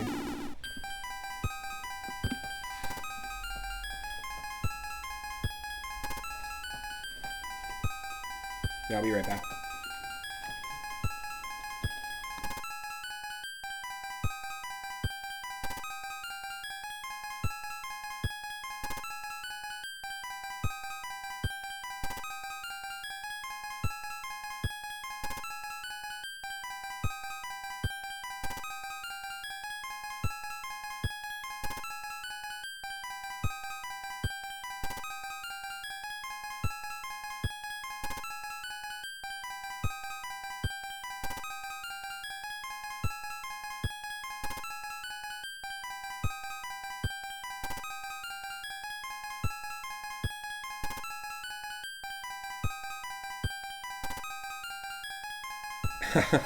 Nice. That's funny. The mods are gone. Time to spam. Nice. Yeah, so I haven't set up a mod yet. There's a few people that have asked. Benny Souls, how's it going? How are you doing? I'm hoping that my tablet doesn't die here, because that's what I'm using to see the chat. The only way I can get my alerts working is I have to use a separate device. But the tablet is not charging super fast, so hopefully it doesn't end up dying. Actually, let me just quickly... It's going very well. I'm having a blast today, just diving into this. We're only a couple levels away from World 7 here, so we're pretty much gonna get... Yeah, we're pretty much gonna get... to Bowser very quickly here. Oh, apparently not. Yeah, Benny, we actually hit affiliate last Friday, which was exactly a month from when we started the channel. We hit 100 followers, and now we're crazily at 144. In 1 week, we got 44 followers, which is insane. We've got moonstones that people can earn in the chat, and you can unlock and modify some emotes. Not all my emotes are approved yet. And if you're a tier 1 subscriber, then you get access to some 3-up emotes. Eventually a 3-up moon emote. And I wish I could just make all the emotes available for all subscribers, but Twitch doesn't work that way, unfortunately. Oh, thank you for the posture check. Yeah, there's a few things you can kind of redeem for. Nice. Grim, yesterday you just got your last emote slot unlocked. Nice. So how many emote slots do you get in total for tier 1? I'm curious because I only have 2 right now. But what would your last emote slot? What number is that for you?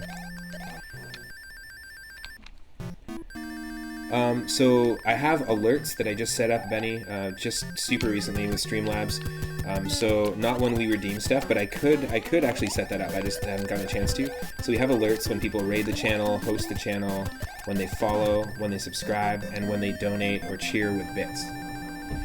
Those are the defaults that I've set so far.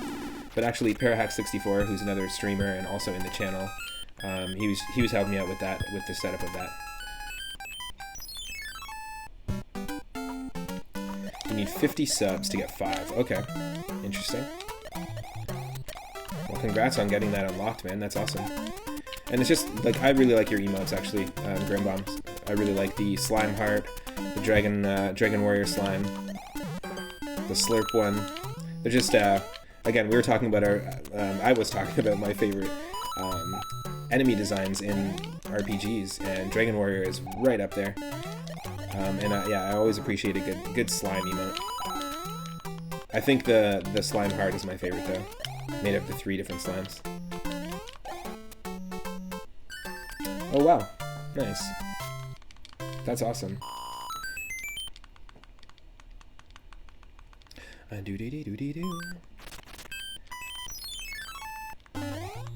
Yeah, so, Benny, I'm just actually getting used to, Streamlabs. I didn't use too much of it, and also there's a lot of glitches with it, I noticed, because I used Mac with Big Sur installed. So OBS and Streamlabs don't have full support for Big Sur yet, but honestly, like, not a lot of things do. Oh no. Oh, that was a bad call. So we're close to... Ooh, let's see if it can I... Yeah, let's do that. I don't want to waste that Fire Flower. We can't make that mistake. There is one potential dead end that can happen. Ooh. In World 8, one of the airships, instead of... Oh, weird. It might just be delayed, actually. It's possible that it's just delayed. It seems to be working for me. In fact, I think I can even do a test. I can even test it right now. Let's see. We'll do a test host.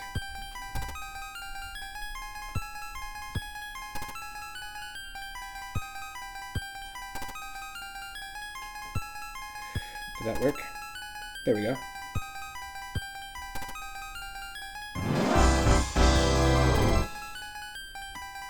Did that work for people? Let's see. That was just my test notification there. 2 plants done. Weird. Well, I'll have to tweak it and see. Sometimes it's delayed. Oh, weird. Okay, and I'm also getting some issues here. Just a second. It got really big. Yeah, it's so basically OBS crashes if you use a browser source at all on Mac Big Sur, which is really silly.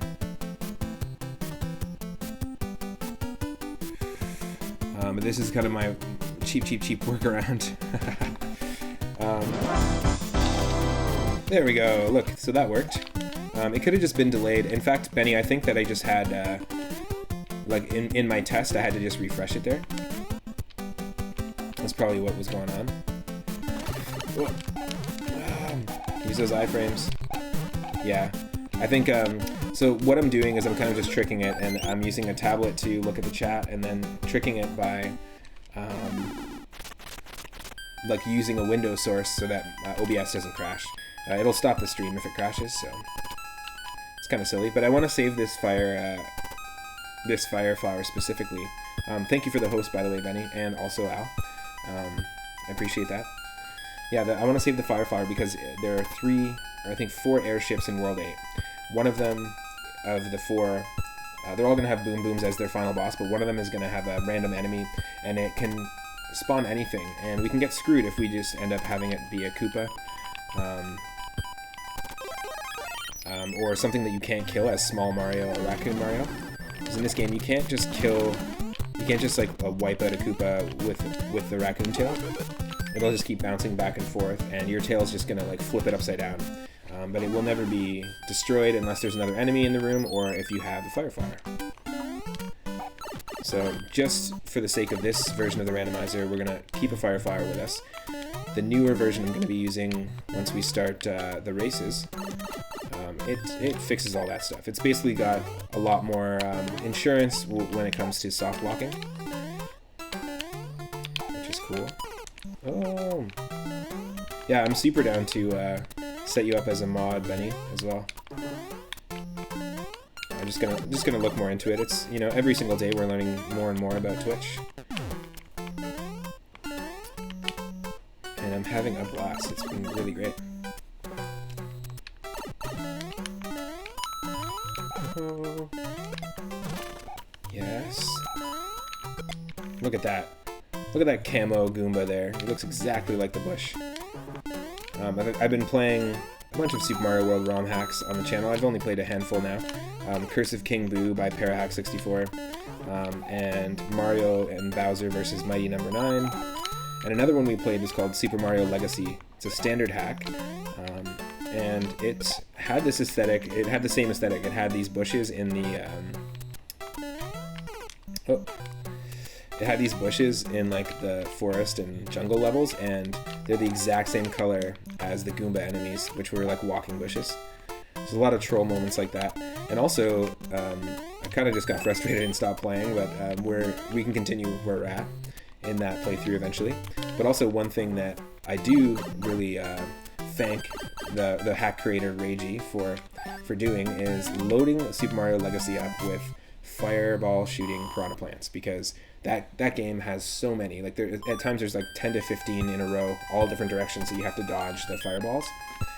And honestly, it was really good practice for these randomizers, because there's tons and tons of stuff that shows up like that. Like we often get a lot of fire piranha plants randomizing, so it ended up being good practice. And I'll dive back into that game later. We're in World 5, the Sky World of that run. And for Curse of King Buu, I am at the first midway point of level 1 after 3 hours. It's a very different type of hack. It's essentially a technical Kaizo light hack. Oh, nice. And Parahacks, you're working on the sequel, and so the second level is pretty sick so far. Nice. Right on. That's cool.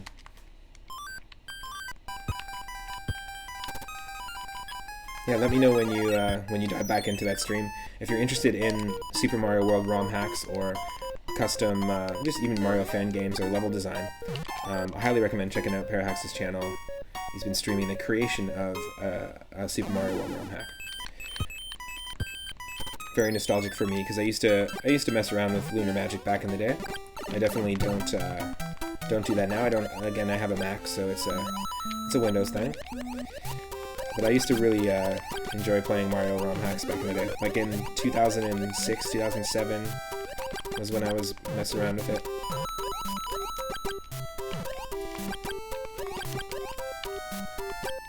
Nice. So this level we're pretty lucky. We're not dealing with Hammer Bros, Sledge Bros, that kind of thing. Cool.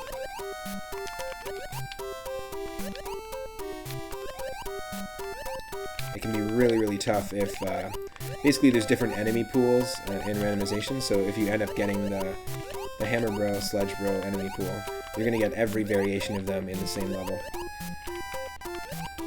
which is tricky. This game, you can't jump on enemies underwater either, so you can't like hit Koopas, or they'll basically always hurt you. Same with Goombas. Which is something I'm just getting used to from switching from Mario World to this. Multiple times we attempted to jump on an enemy underwater here, instinctively.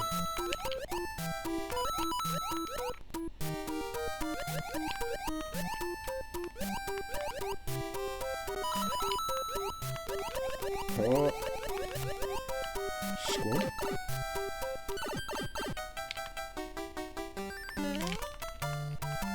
Now, is the game audio coming through clearly? Because it looks like the decibel meter is like tripping out here on my program.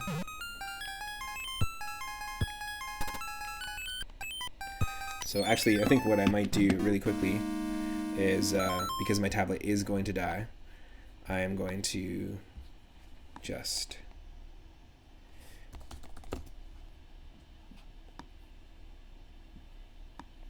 to pull up the stream manager on my computer so that I can pull the chat out. Otherwise it's going to die and then I won't be able to see what people are saying in chat.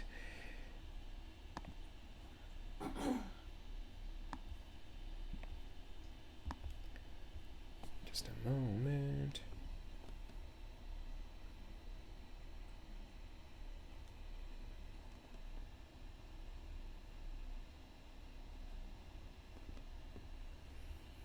Yep, that should work. I think I got the chat now.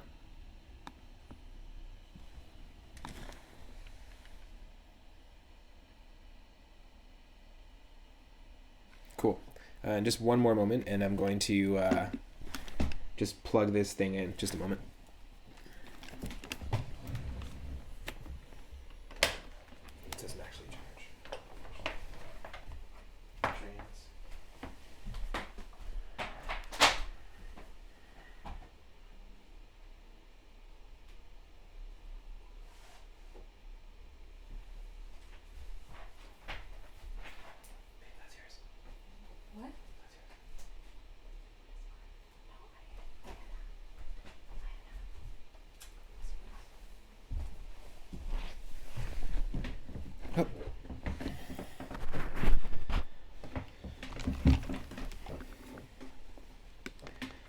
Okay, so that's all plugged in. That should charge in just a second here. For some reason I can't charge it off my laptop. Dang technology. You bring us cool things like Twitch and the ability to hang out with people in a time when you normally can't because of all the flesh-eating robots that are outside and the robot wars that have finally happened. No, I'm kidding. It's because of COVID. But you know, that could be a very viable future.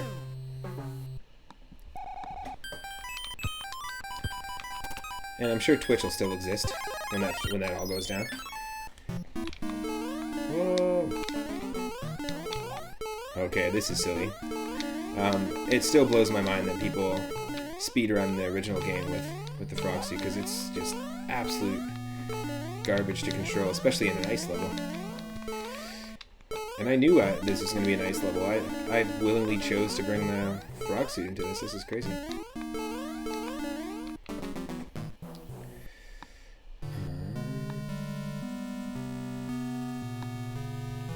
Just a second. Oh, computers. It's being ultra silly. Oh yeah, we need to die.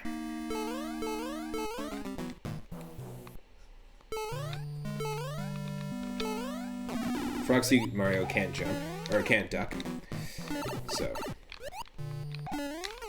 What the? That's fine. That is one downfall of Frog Mario. One of many. Yes. Yes. And we take on the Boom Boom.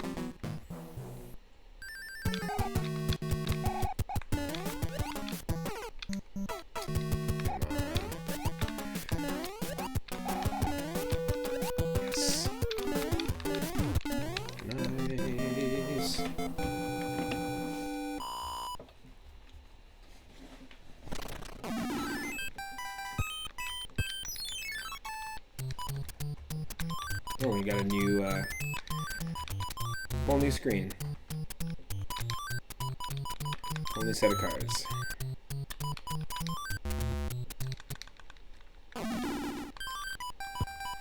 Okay, what do we got for power-ups? We used the fire. Didn't we? We used the fire flower. That's so dumb. Well, let's just use these because we're not going to need them. Just to clear some space. Music boxes do pretty much nothing except put Hammer Brothers to sleep on the overworld. Well, let's hope that we can get another Fire Flower in one of the card games before World 8. Or hope that we get an enemy we can kill once we get to the World 8 airship.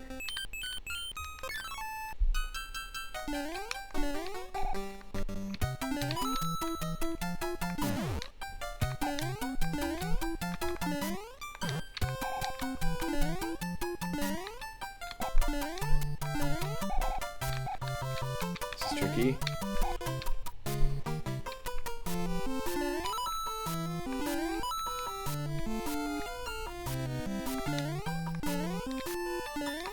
Oh, oh.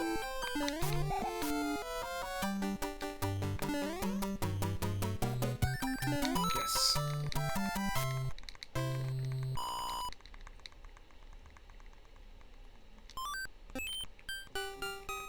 Awesome. Number 9. Number 9.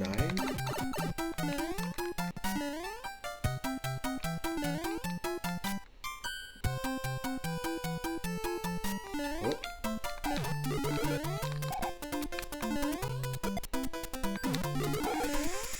This is going to be an annoying level to complete.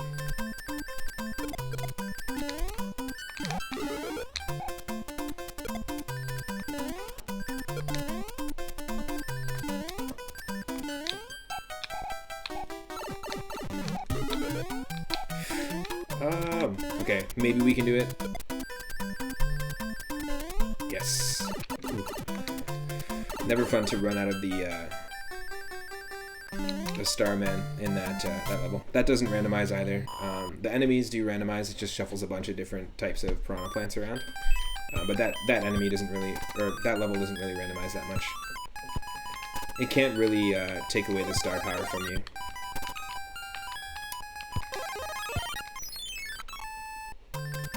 You know what, I guess we could take the sledgehammer suit into that airship that I was talking about.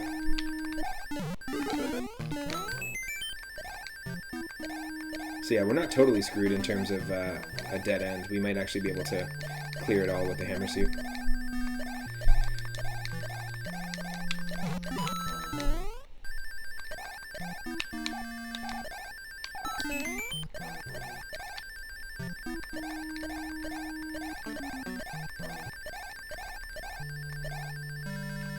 This is gonna be... yes, this room.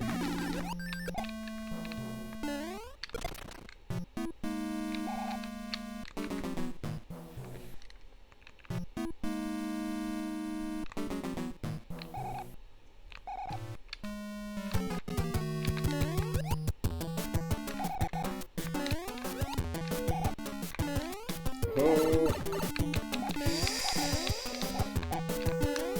There we go.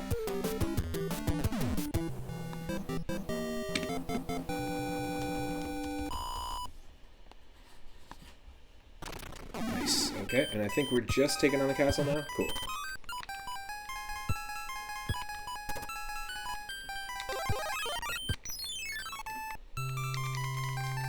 There we go. Save that Seal King.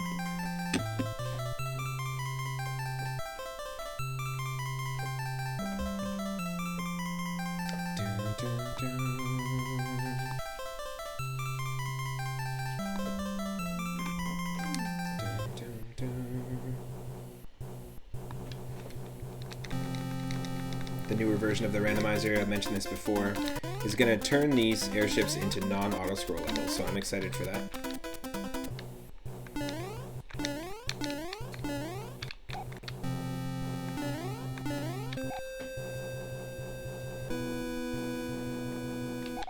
Nice.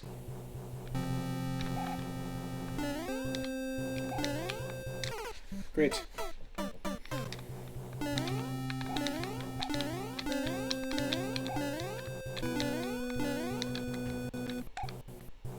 We know how to do these airship levels. Come on.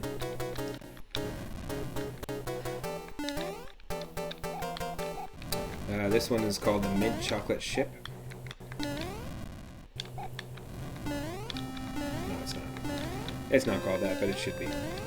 In fact, if you're trying to make an airship level in your Mario ROM hack, look at you! You have returned! And I can still see the chat. I haven't used my tablet. That's awesome.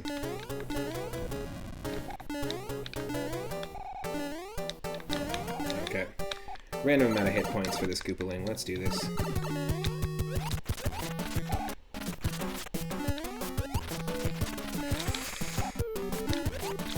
Three. Oh.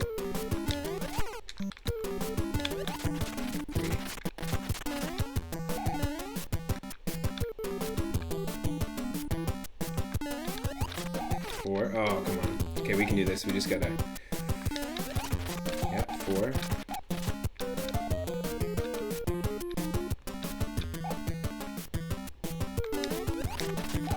There we go. Nice.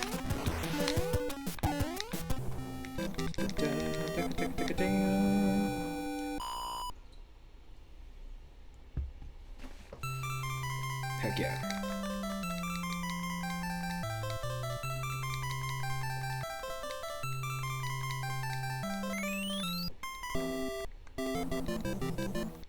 I just got the feeling of wanting to play some Mario Golf 64. Me and my partner Michelle are going to be doing a co-op stream of the original Mario Golf 64 on the stream here down the line, so I'm excited for that. Hey! I always do at least one Mario stream every day, so whether it'll be this or Super Mario World or ROM Hack, I think it's going to be really fun to re-experience it. It's such a good game, really endearing game, and so fun to play multiplayer.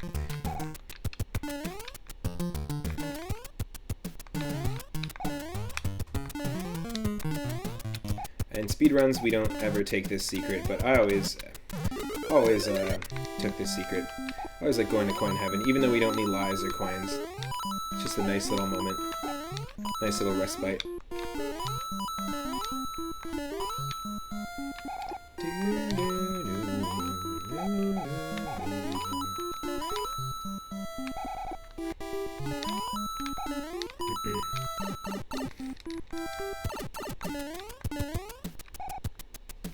Oh, watch out! This guy never respawns or never randomizes. These plants always stay the same.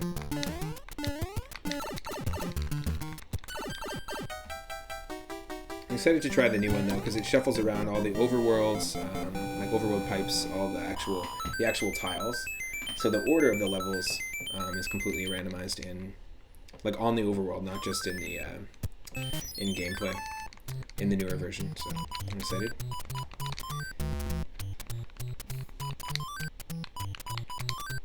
No, it is the same. What?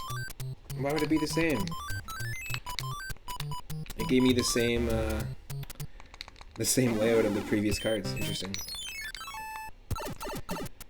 Another Hitchhiker's Guide to the Galaxy reference with Mario's lives. You got 42 lives. The answer to lives, the universe, and everything. Whoop.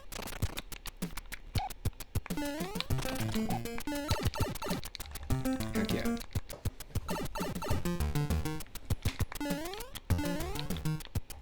Yeah, this is also another level that if you don't know the exact way to go, it can be just an absolute pain. This is gonna suck right here. Oh.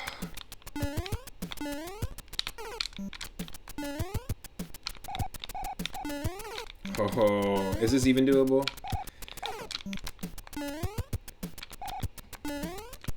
Oh wow, it is doable.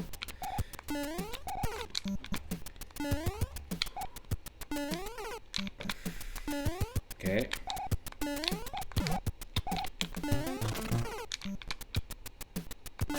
Yes. Yes. Yes. There we go. There we go.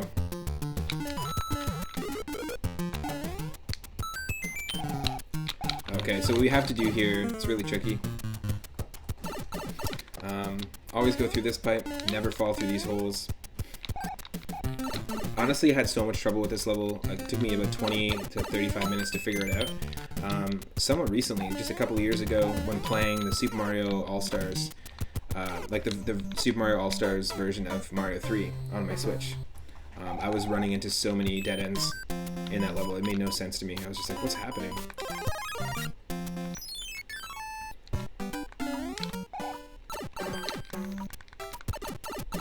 Once I figured out what I had to do, it's like Parahacks 64's ROM hack, or any Kaizo ROM hack, whether it's like a really easy Kaizo or a really difficult one. Once you figure out what you have to do, it just becomes this great sense of accomplishment.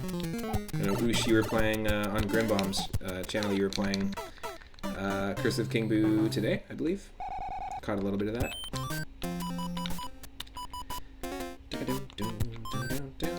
Do we have a star? Yes, we do. Yeah, let's do it. Let's hope that it lasts for the duration it needs to. Please, please, please. It's not going to. Ah, of course. Of course.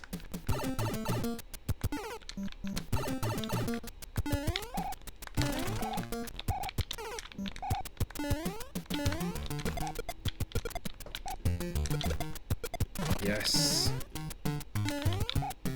Okay. Let's do this again. So, second pipe.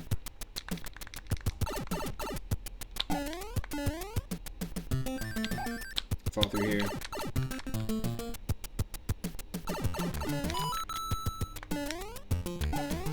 Yes. Okay. Can't swing your jump nearly as much as you can in Mario World, but you can do some pretty cool maneuvers in this game. We're getting some sprite slowdown just because of the limitations of the game. So it does give us these little Quicksilver Matrix bullet time moments.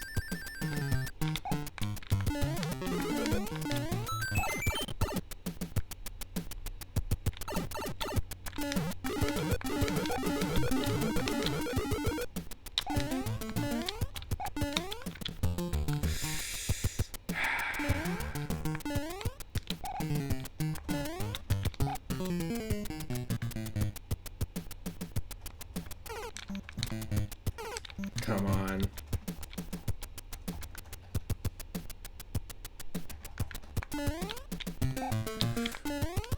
Ugh. Is there a way to do this? There's gotta be. Oh, you know what? We don't have to go this way.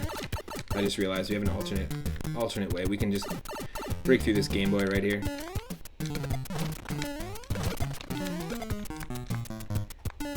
I just always try to aim for that pipe, but at least there's an alternate route. Let's go this way. Back down here again. Now that we built the bridge, we'll be able to get across.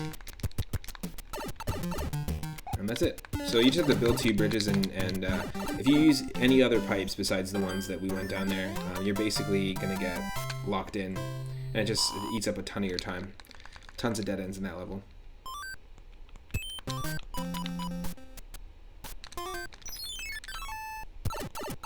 Tons of dead ends. Okay, here we go.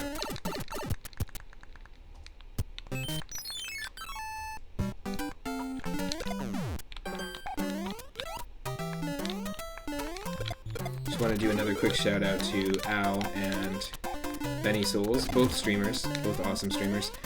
And unfortunately I don't have the shout out command all hooked up, but I want to say thank you so much for the hosts.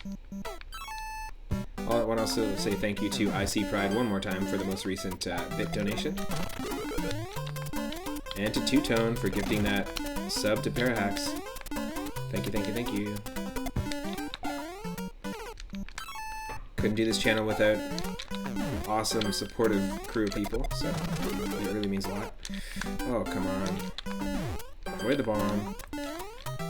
Get myself that star.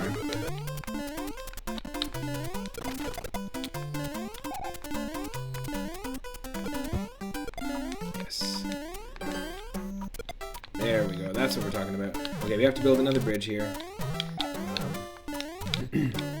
Probably my least favorite level mechanic is like building a bridge like this and then having to go back around. It's kind of lazy. It's been done in a lot of, I noticed it in a lot of different Super Mario Maker 2 levels that I've played. And hopefully very soon I'll get my Switch going and we'll be doing some Switch streaming. So we'll be playing Super Mario Maker 2, Stardew Valley. I think we're going to play Breath of Fire 2 as one of our RPGs as well. But I just have to tweak the settings of my capture card. And I never take time to do it because I'm setting up my alerts or streaming. Although I should. I've also been building up a list of really relaxing, de-stressing games so that on Sundays, eventually, Sundays will be our just kind of de-stressing for the week, relaxing streams. Games like Stardew Valley, Tetris DX on Game Boy Color, Yoshi's Cookie for the NES, the original, and what else? I think Bugs Bunny's Crazy Castle was one of them. That was a series of games on Game Boy and NES that I really enjoyed as a kid. And just, yeah, games that I find to be super relaxing and de-stressing. And what was it here? What else did I add to that list? Kirby's Dream Course is another one we're going to play. It's basically golf, but it's a really fun version of it. We'll do some two-player, multiplayer streams of that as well. But yeah, those are the kinds of games we'll be playing on Sundays eventually.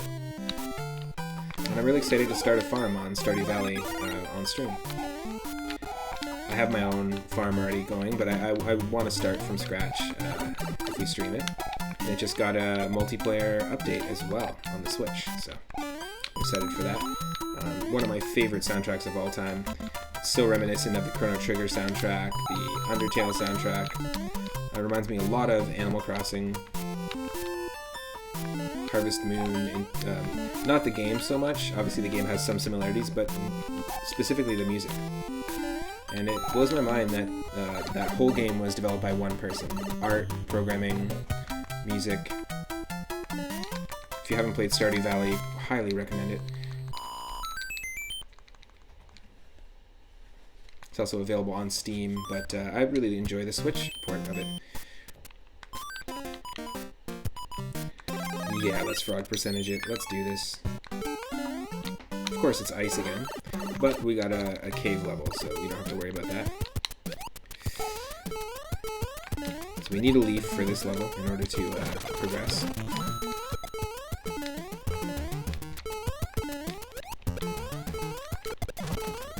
If it does not give us a leaf, we have to die. And come back.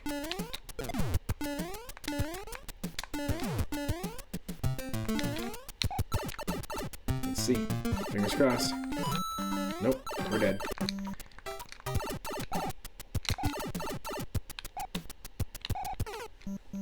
Crushed by that Koopa.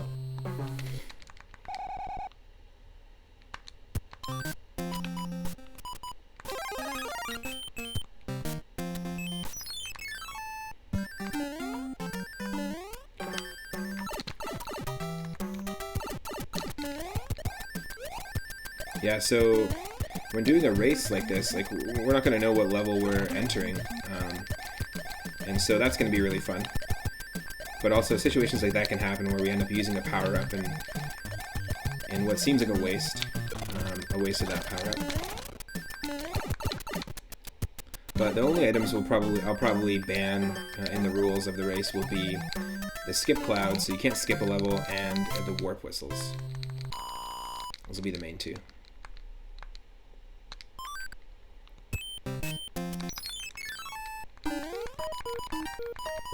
Right on. Nice.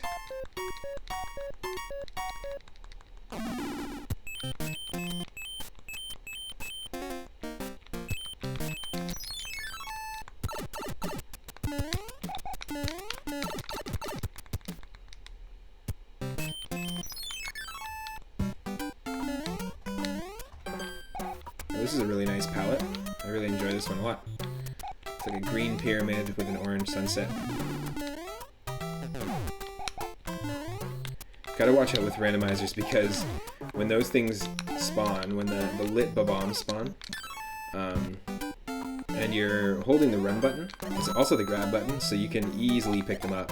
I've had lots of situations where I've accidentally picked up a bomb that's gonna explode in this game. Wow, okay, no.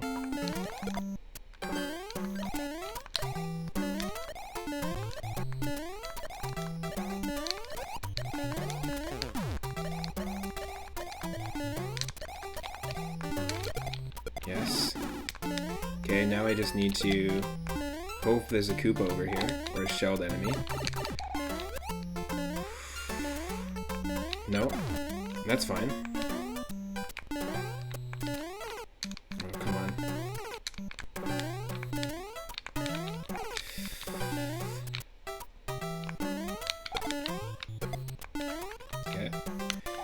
He's stuck, which is not good.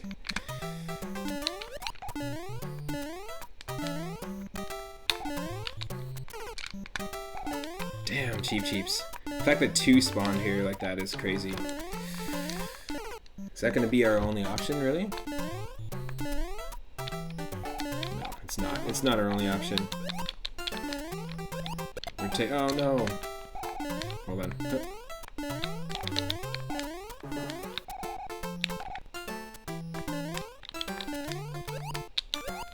Yes.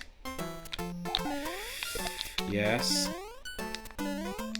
Can we make it? Can we make it? Oh, no. So close. Okay, hold on.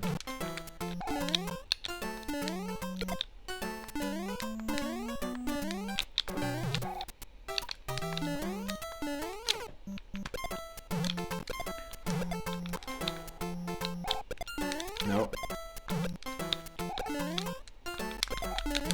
Nope.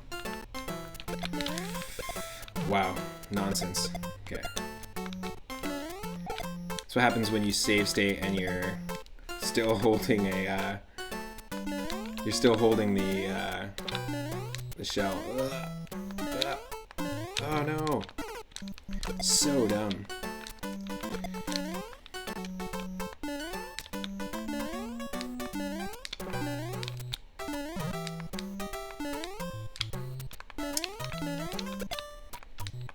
Nonsense. Get over here, cheap cheap.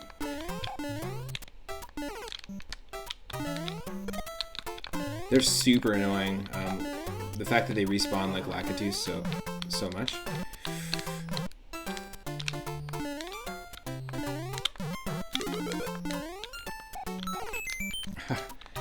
Great. Great.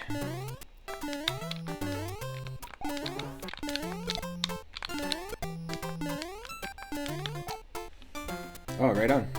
Thank you so much. Thanks, Al. Have a good one.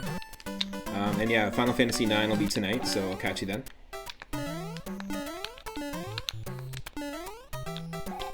It's 4 p.m. Pacific right now, but we'll be doing Final Fantasy around 6:45, 7 o'clock Pacific. And we're almost halfway through Disc 2. Really, really enjoying the game. Hopefully we can get a Koopa. Okay, here we go. We might just have to let go of the shell and pick it up again.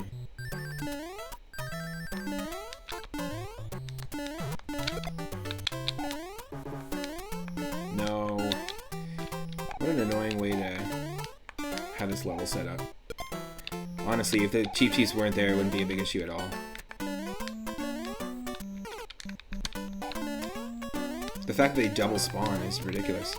This is way worse than the fish in that first level you're working on, Parax.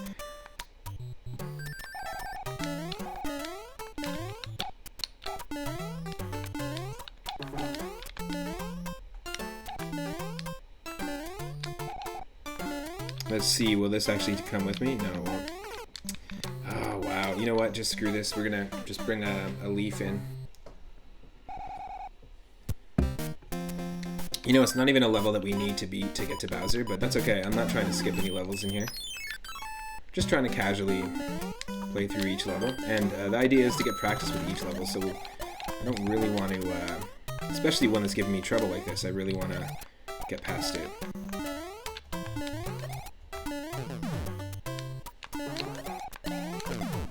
No.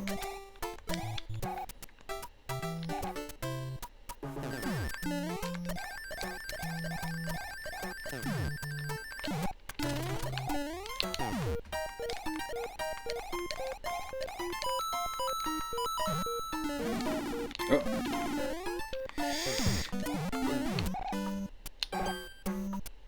Okay, this is gonna suck. Oh, wow. I have to individually break all of those leaves. That's stupid. Or break all of those blocks.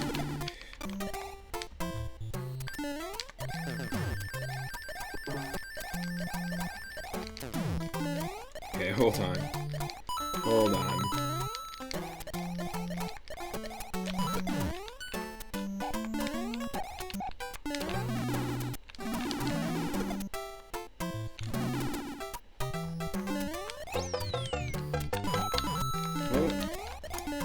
Thank you so much for the follow. Robocop 91111111111. I can't see the end of your username there, but thank you so much.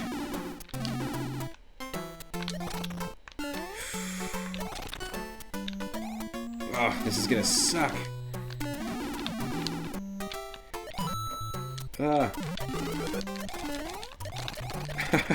This really does suck. Like, this is the least ideal way to do this.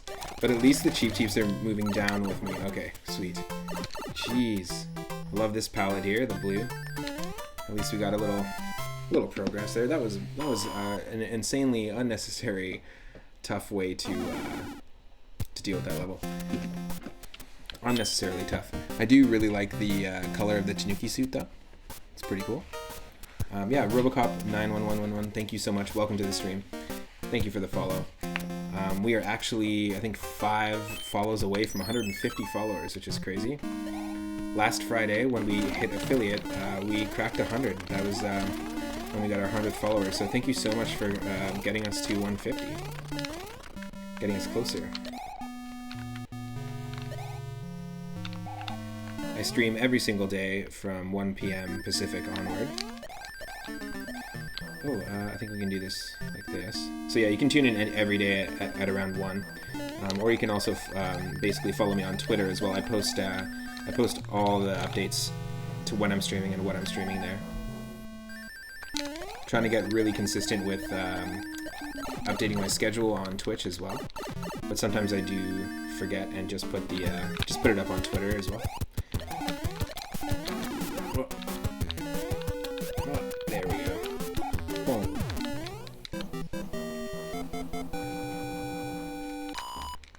Nice.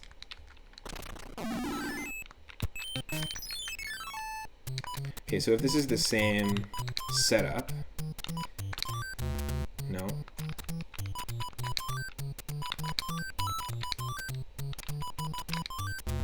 Ah, no, it was in the bottom corner. Bottom corner.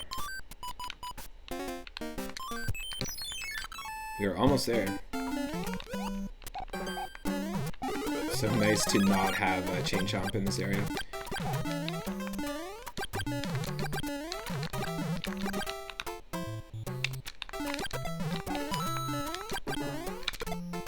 Oh, dang.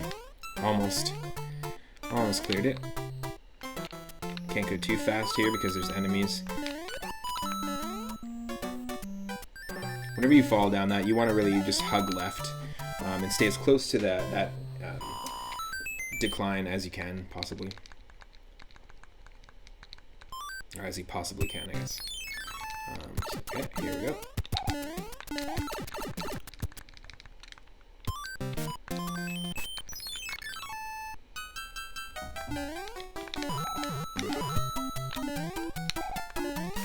It's actually a pretty sweet level to get.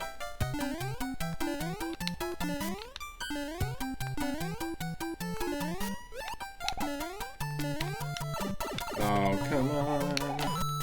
That was cheap. No pun intended, because it was a cheap.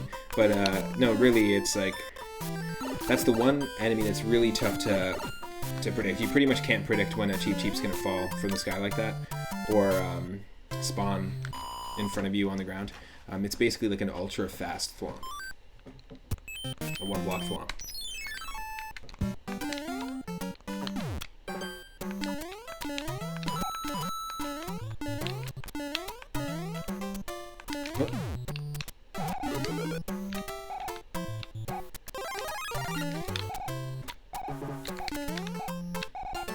Don't often get to check these bricks out or this power up because there's usually like Hammer Brothers or Sledgehammer Bros that are just hanging out in this level. So we got lucky. We got Cheap's bombs and Rocky wrenches, and that's the kind of thing. I picked up that bomb by mistake because I'm running, and the run button is the grab button. That can happen all the time. You can have all sorts of issues with accidentally grabbing a bomb and having it blow up while you're holding it.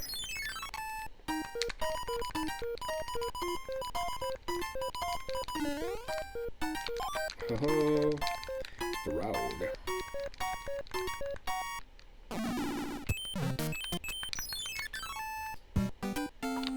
there's our World 1-1 from the original Mario Brothers 3. And it gives us a completely different set of enemies and palette. I actually really like the palette here. It's just slightly tinted pink. It's not anything crazy.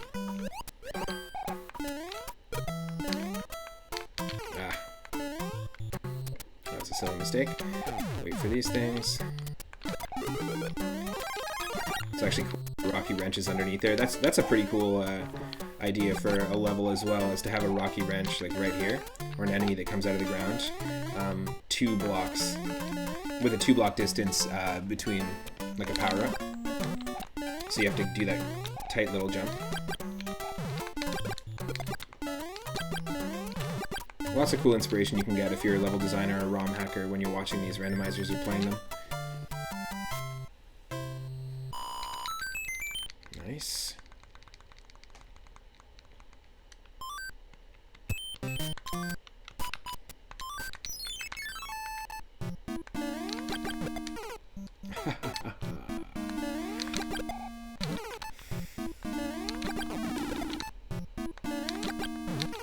There's a way to do it.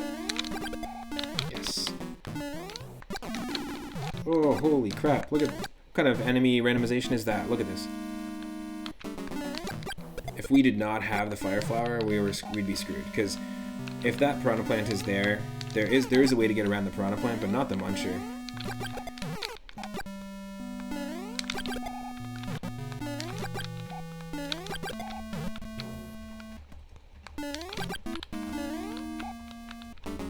Thanks so much for the lurk, Al. I know that you probably left at this point, but yeah, there's a way to get around this if you need to. So I won't use the fire flower here. Wait. Just to show off what you can do here. There.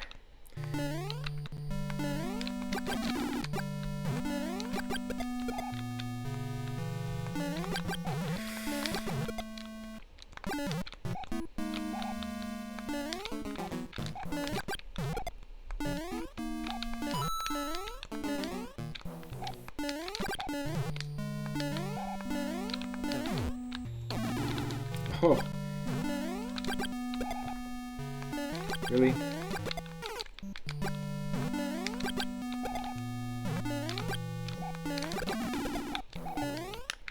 Shoot. It's not good to lose the fire flower in this level because we can be screwed for that last. There is a pipe here that can really screw us over.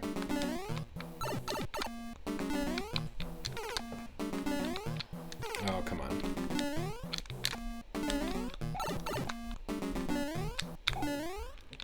There we go. Yeah, exactly. That's the pipe. So if the piranha plant doesn't end up going into the pipe and you get one of these, you basically always have to take a hit. This is the tricky section as well, but it all depends on what enemies we get. We got lucky there. Real lucky. And no enemies spawned there, which is awesome because they can follow us into the boss room, which is a little bit of a glitch. We don't want that. You can follow us on Twitch and YouTube and Twitter, but you cannot follow us into the boss room.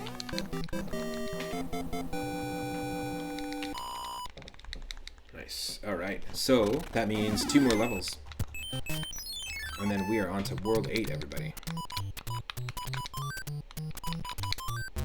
Ah, whoa, whoa, whoa, whoa, whoa, whoa, whoa, whoa, whoa, whoa, whoa.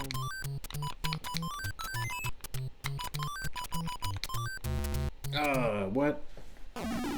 Silly. Hey, Robocop. So it's not really a mod. I guess it could be considered a mod of the game. But we are playing basically a randomized version of Super Mario Brothers 3. We're using the Super Mario Brothers 3 web randomizer, and what it does is just an in-browser randomizer that shuffles the items, the colors. You can actually shuffle the music too, which is pretty wild. But yeah, it shuffles the items, the colors, the enemies, the Koopaling boss health.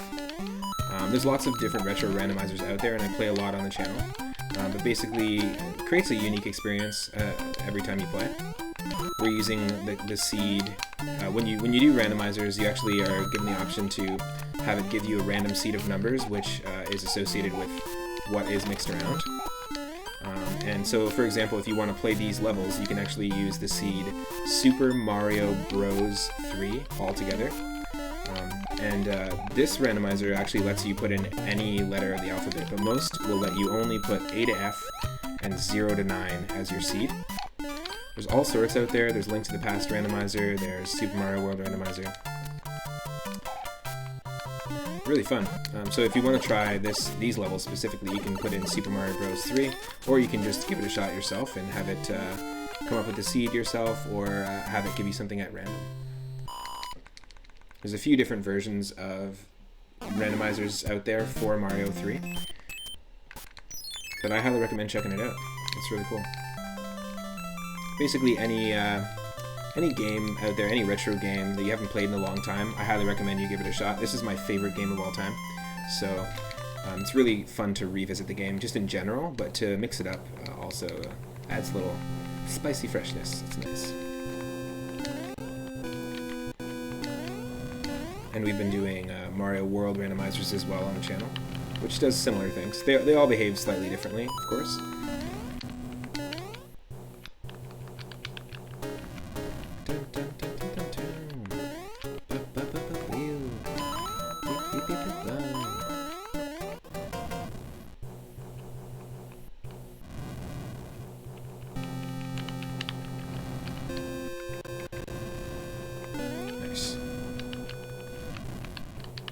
I've been making a list of Super Mario World ROM hacks to try out, as well as Super Mario Bros. 3 ROM hacks. So if anyone knows of any that they'd recommend, please feel free to drop it in the chat.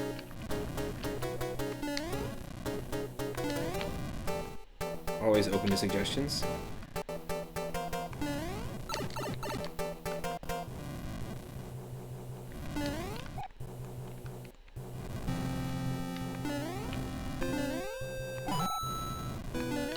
Oh.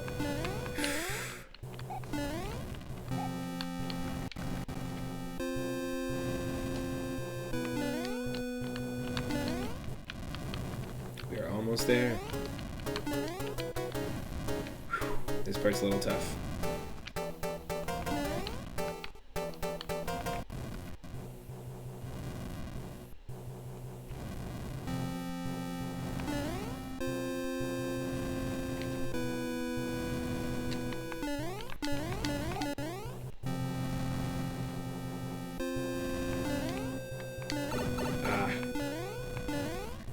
Just gonna run for it.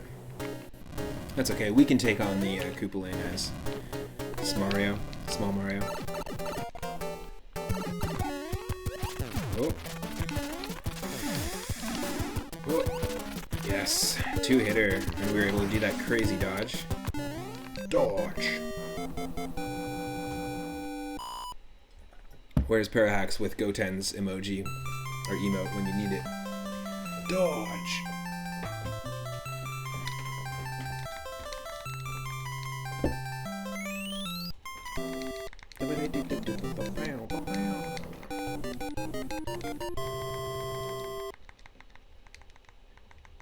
Nice.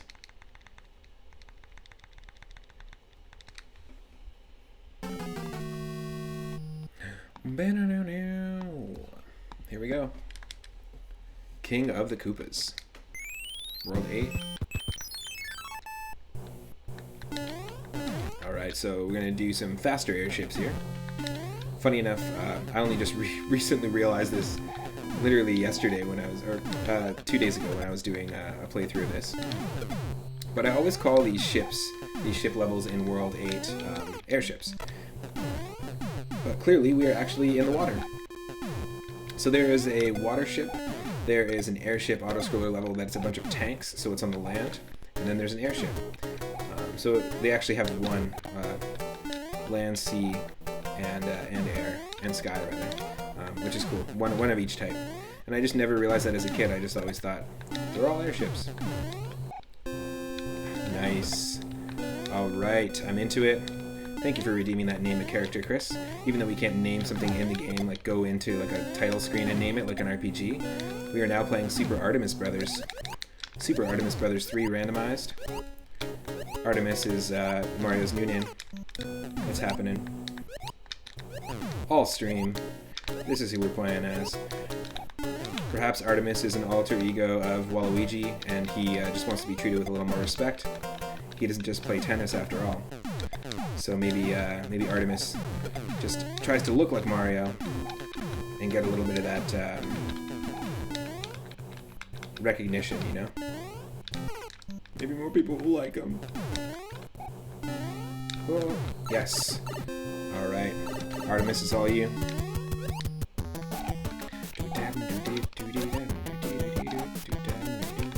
Oh.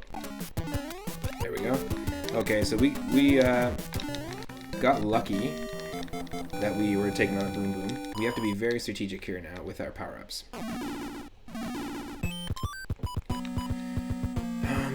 Let's try this level, see what the boss fight ends up being. If it isn't a Boom Boom, it's very possible too it will randomize as an enemy that is beatable as Small Mario. Very possible. Or Small Artemis, sorry. Oh. Oh.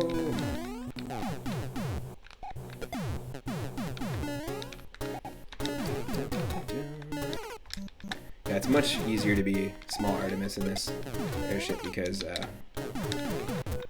I find that levels like this, and also when you're playing Kaizo Mario hacks, or underwater levels where you have to swim through like all the electros and stuff like that, like the gel electros, sorry, the little jellyfish, or spikes or munchers. It ends up being better to use the small form of Artemis instead of using the super mushroom. You just have a smaller hitbox. I find that I don't die as often.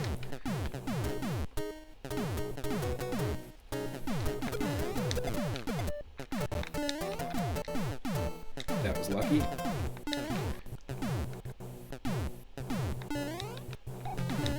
Okay, here we go. Boom Boom? Yep, good. You can take on the Boom Booms as Small Mario, that's fine. And I really enjoy the palette there, the blue and orange Boom Boom. Those colors go really, really well together.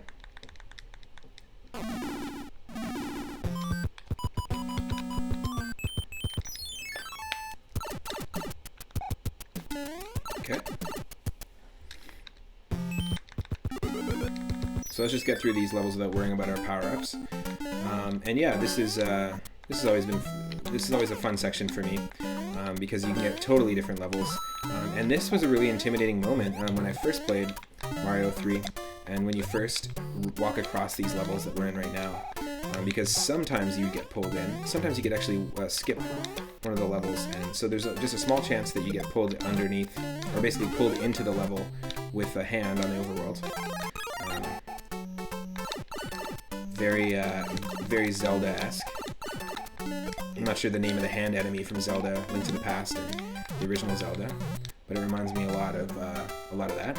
And it was scary at the time. I remember, like, you know, you're 8 or 9, and you're playing this game, and you finally got to Bowser's realm, the Valley of Bowser.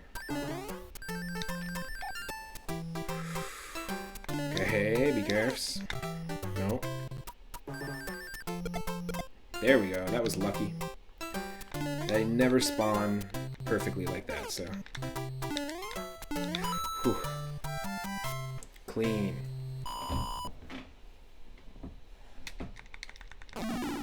Yeah, so you don't always get you don't always get taken into the level in this section. Okay, so let's be careful.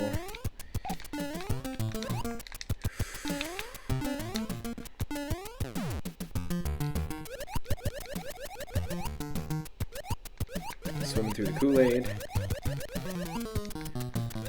I swam through this for you. For you. Ah! No.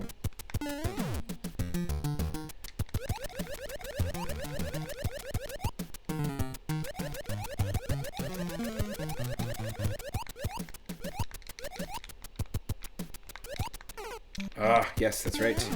It's not Super Mario World. You can't use the shells underwater. Can't jump on Goombas.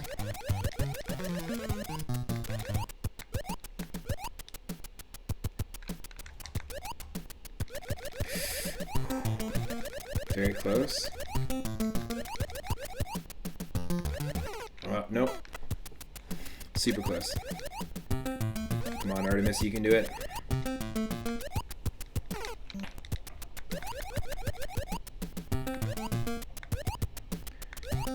I can believe that this Kool-Aid is not butter.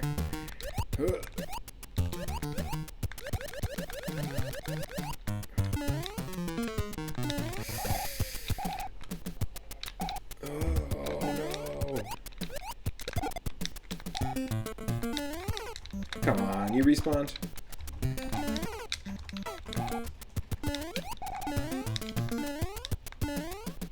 Oh, give me a break. Whoa, so close. Very, very tight moments here. Nice.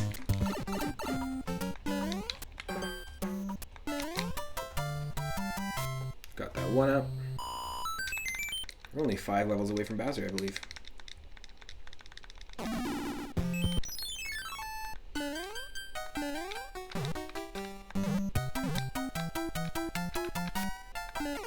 Oh.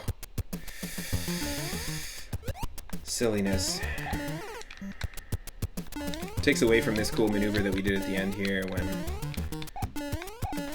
I make a dumb save state mistake like that. That's okay. A save stake, even, if you will.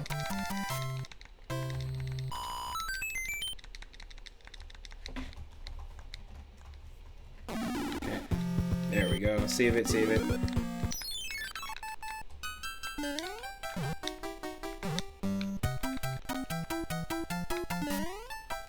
Oh, almost. There we go.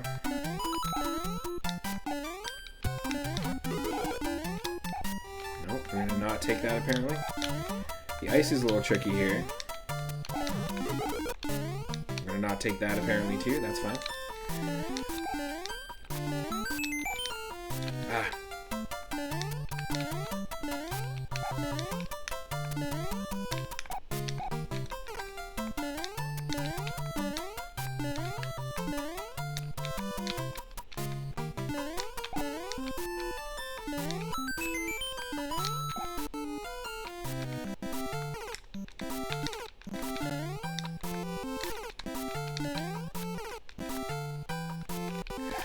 Okay, let's just wait.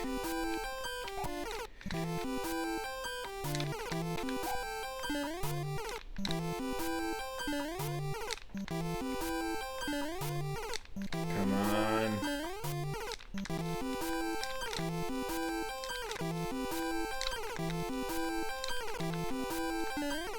No, there's a way to squeeze through this.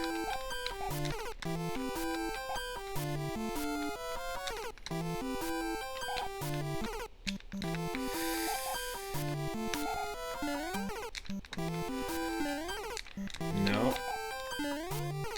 Oh, that sucks.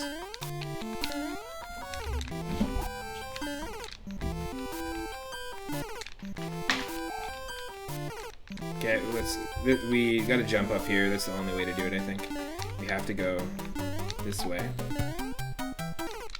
Oh, wow. The timing of that Cheep Cheep, too. So the Cheep Cheep, when it's hiding like that, it's completely invisible, but we caught that just in the one frame that it was, there we go, that it was visible and also could hurt us, which is pretty crazy.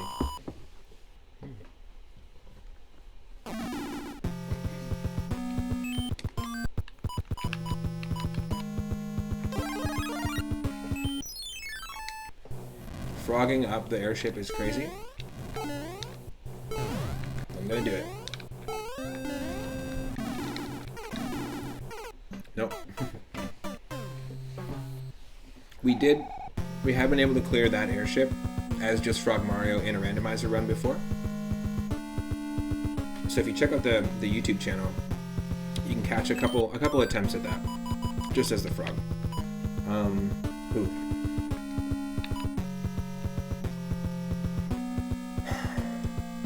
It's gonna be tricky. We only have 2 shots. I used the wrong item there, but we only have 2 power-ups, and there's 2 airships, so I don't want to waste them and end up just being Small Mario at the end if we do run into that dead end. Don't want to be stuck with that one enemy that we can't kill in the boss room.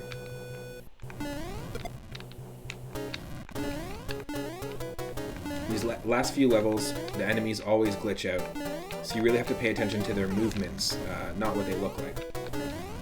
Because that's going to be our only tell most of the time of what enemy it is that we're dealing with and if we can jump on it, because a lot of them we can't. Yeah, see that? I could have thought it was a Goomba, but it was not. That was a Cheep Cheep. That's also a Cheep Cheep.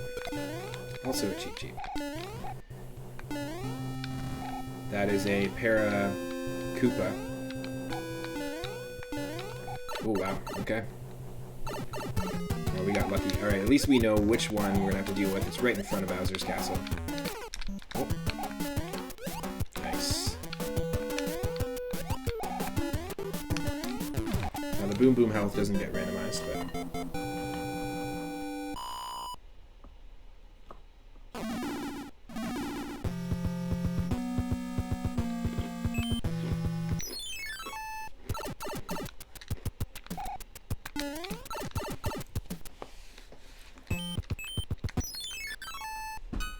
Just a few more to go.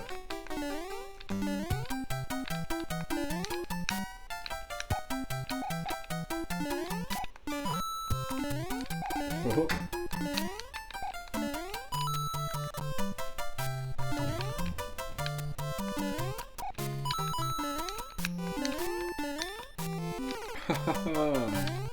I always overshoot that. That happens a lot.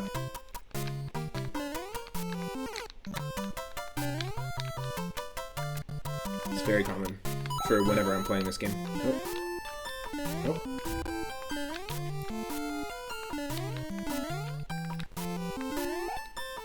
Oh.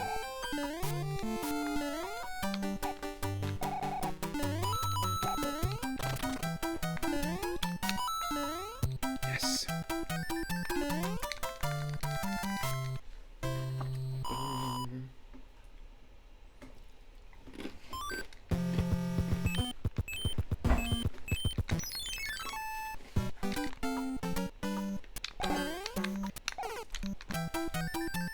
Okay.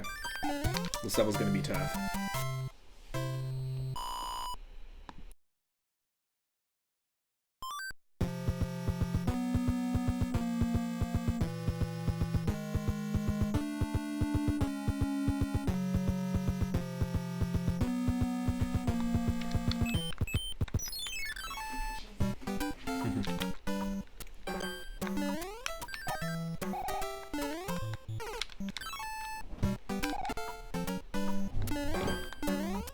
Oh, wow. Some of the nonsense that can happen in these randomizers. Oh.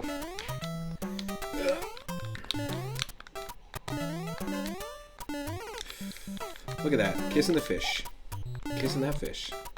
So yeah, you can see basically when it stands still, it's completely invisible.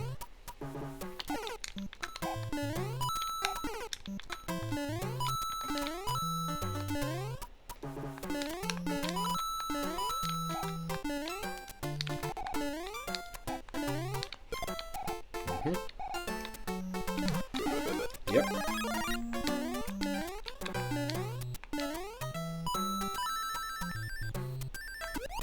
Yes.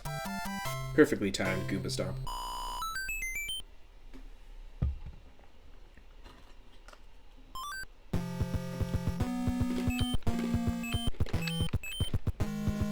Two more levels. Here's the countdown, everyone. Of course, we do need to, this happens all the time. I do something super fucking cool, and then I end up screwing it up, forgetting the save state, and then I have to redo the really cool maneuver like 8 times. And I fail, and I totally just erase all the coolness instantly. It's like saying something cool in public or in front of your friends, and then slipping and falling into a drum kit, and then getting your foot stuck into a bucket of molasses, and then also tripping over yourself, knocking your front teeth out, and then making super embarrassing noises akin to that lady that fell when she was stomping the grapes on the news. We all know what we're talking about. And then you do a tuck and roll, and you somehow land on your feet, and it's like awesome. You're able to save yourself, and then you throw up because of the tumble and fall. So that's essentially the best way I can explain how I play Mario, because I always do something cool and then just fuck it all up right after.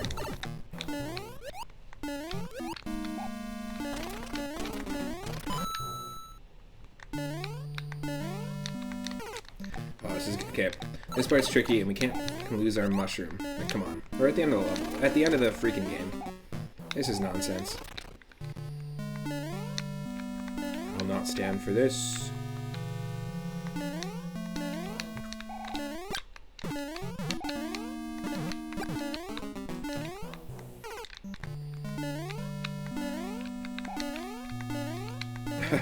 Very specific.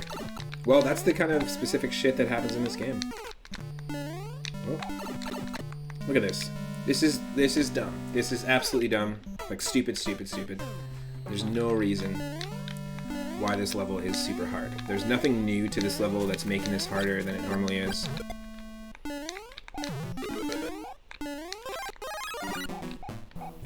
Are we just at the end of game? Do we just have end of game jitters? Is that what's going on? It's another level that's very much like a maze.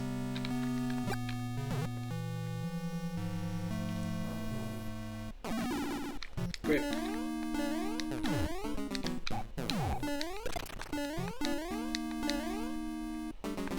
Oh.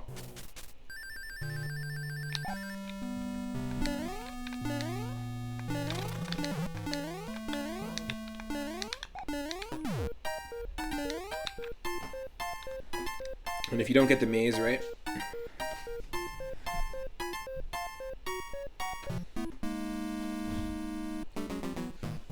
it takes you forever. You'll end up just getting stuck on this level for a while.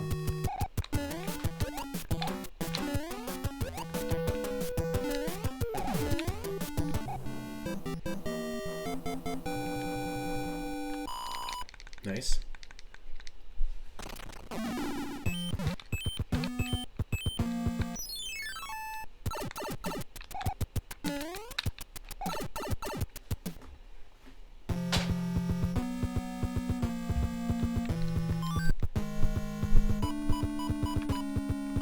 Oh wow, cool. So we got ourselves a fire flower. We just can't lose it. The end room of this will just be a random enemy, so hopefully we'll be able to keep the fire flower and take care of that enemy. Nope. No, I will not have that happen today. Not having it.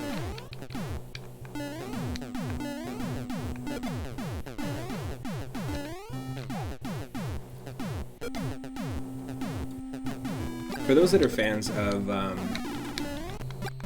anime or manga, or fans of early PlayStation 1 monster training games, like Digimon World, Digimon World 2, Monster Rancher 1, 2, and 3, and obviously like Pokemon Stadium 2, that sort of thing, I highly recommend checking out Moosebone's channel. He's a good friend of mine, Nash. He was an old roommate in college, and he's a really great streamer. And we're going to be doing something really special tomorrow. I'm going to be hanging out on his channel just at 4 p.m. Pacific. I'm going to still be doing some streaming tomorrow as well, as usual. But yeah, we'll be hanging out at his channel, and he's going to be doing a drinking game / Monster Rancher anime bingo, where we're going to be hanging out and watching the Monster Rancher anime. Now, Monster Rancher is a really interesting game because it was trying to essentially be like a wannabe Pokemon or Digimon at the time. It was trying to bank on the craze, and we just lost our power-up. It was banking on the craze of the whole Pokemon Digimon thing. And the anime sucks. It is pretty funny. Like, it's one of those so bad it's so good kind of things. And we've got a whole bunch of different things that will trigger drinks or other vices if you want to partake. Or you don't have to at all, you can just play it as bingo. No pressure at all. But it's going to be a fun hangout. It'll be me and Moosebones and a couple of other streamers. Definitely check out the channel. Basically, the game Monster Rancher 2, Moosebones runs tournaments and he competitively plays the game. It's a pretty, it's got a lot of complexity to its battle system. However, the anime is, yeah, it's like pretty funny. It's laughable in terms of its dub as well. But it'll be just a good time. We'll be hanging out for a few hours.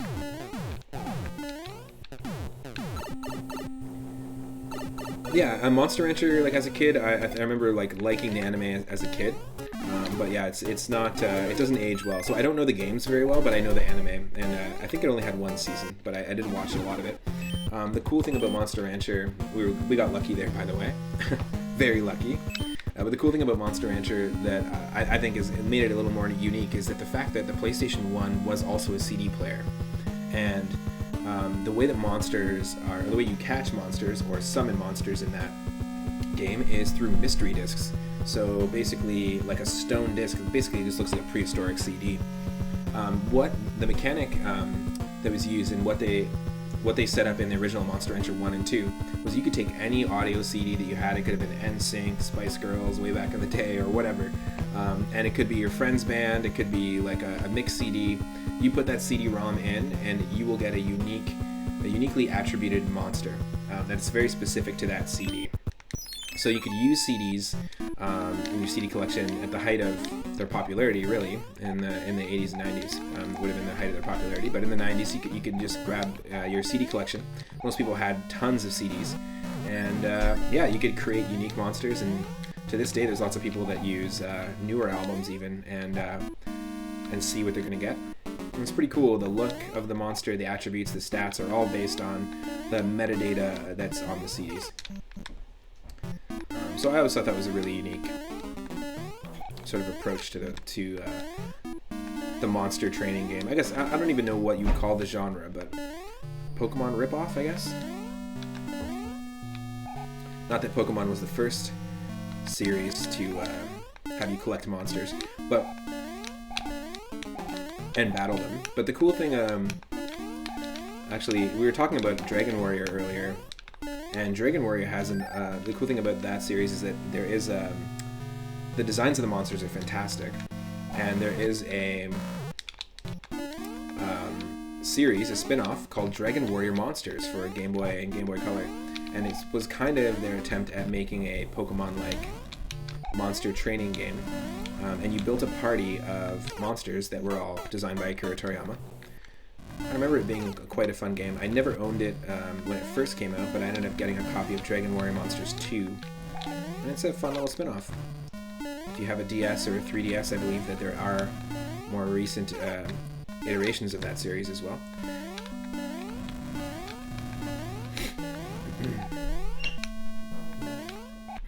Here we go, everyone. It is Bowser time. We made it.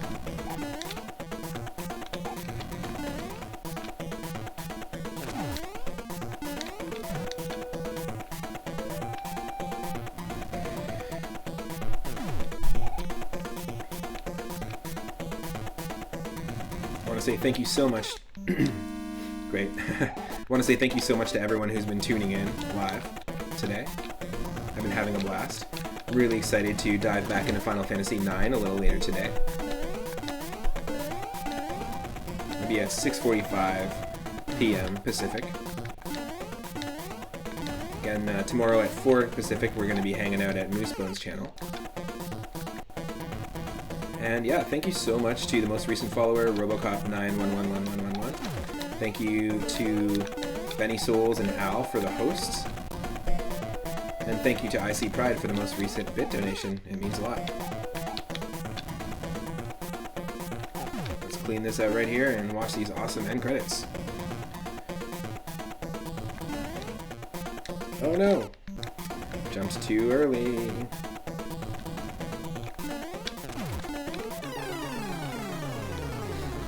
Bowser defeated. Game match. Causality. Artemis did it. Super Artemis Brothers 3 randomized. We got through it. Stick around, we're going to raid a fellow retro streamer while we enjoy these awesome end credits. This was such a visceral moment for me when I first beat this game as a kid.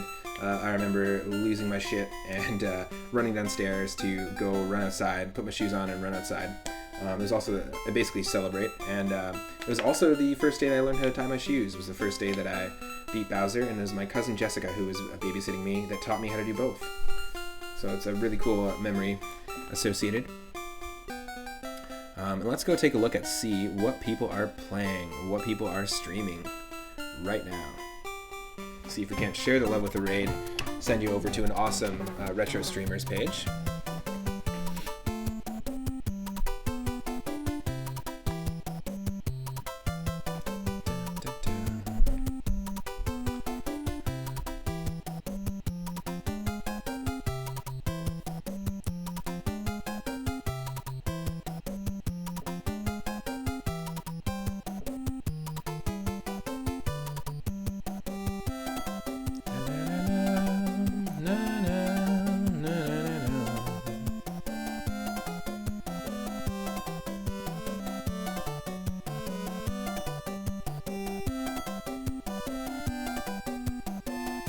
Right on. So I think what we'll do is we'll raid Seun N, who is an awesome streamer. He their channel is basically Super Mario focused, but they're playing Super Mario Maker 2 right now, which is for Switch. It's a pretty awesome game. If you haven't played it already, if you're watching, you've probably played it. You've probably heard of it. But let's go ahead and share the love. Thanks again for sticking around. Tune back in at 6:45 p.m. Pacific, and we will be continuing our Final Fantasy IX playthrough. Thank you so much. I really appreciate the support, everyone.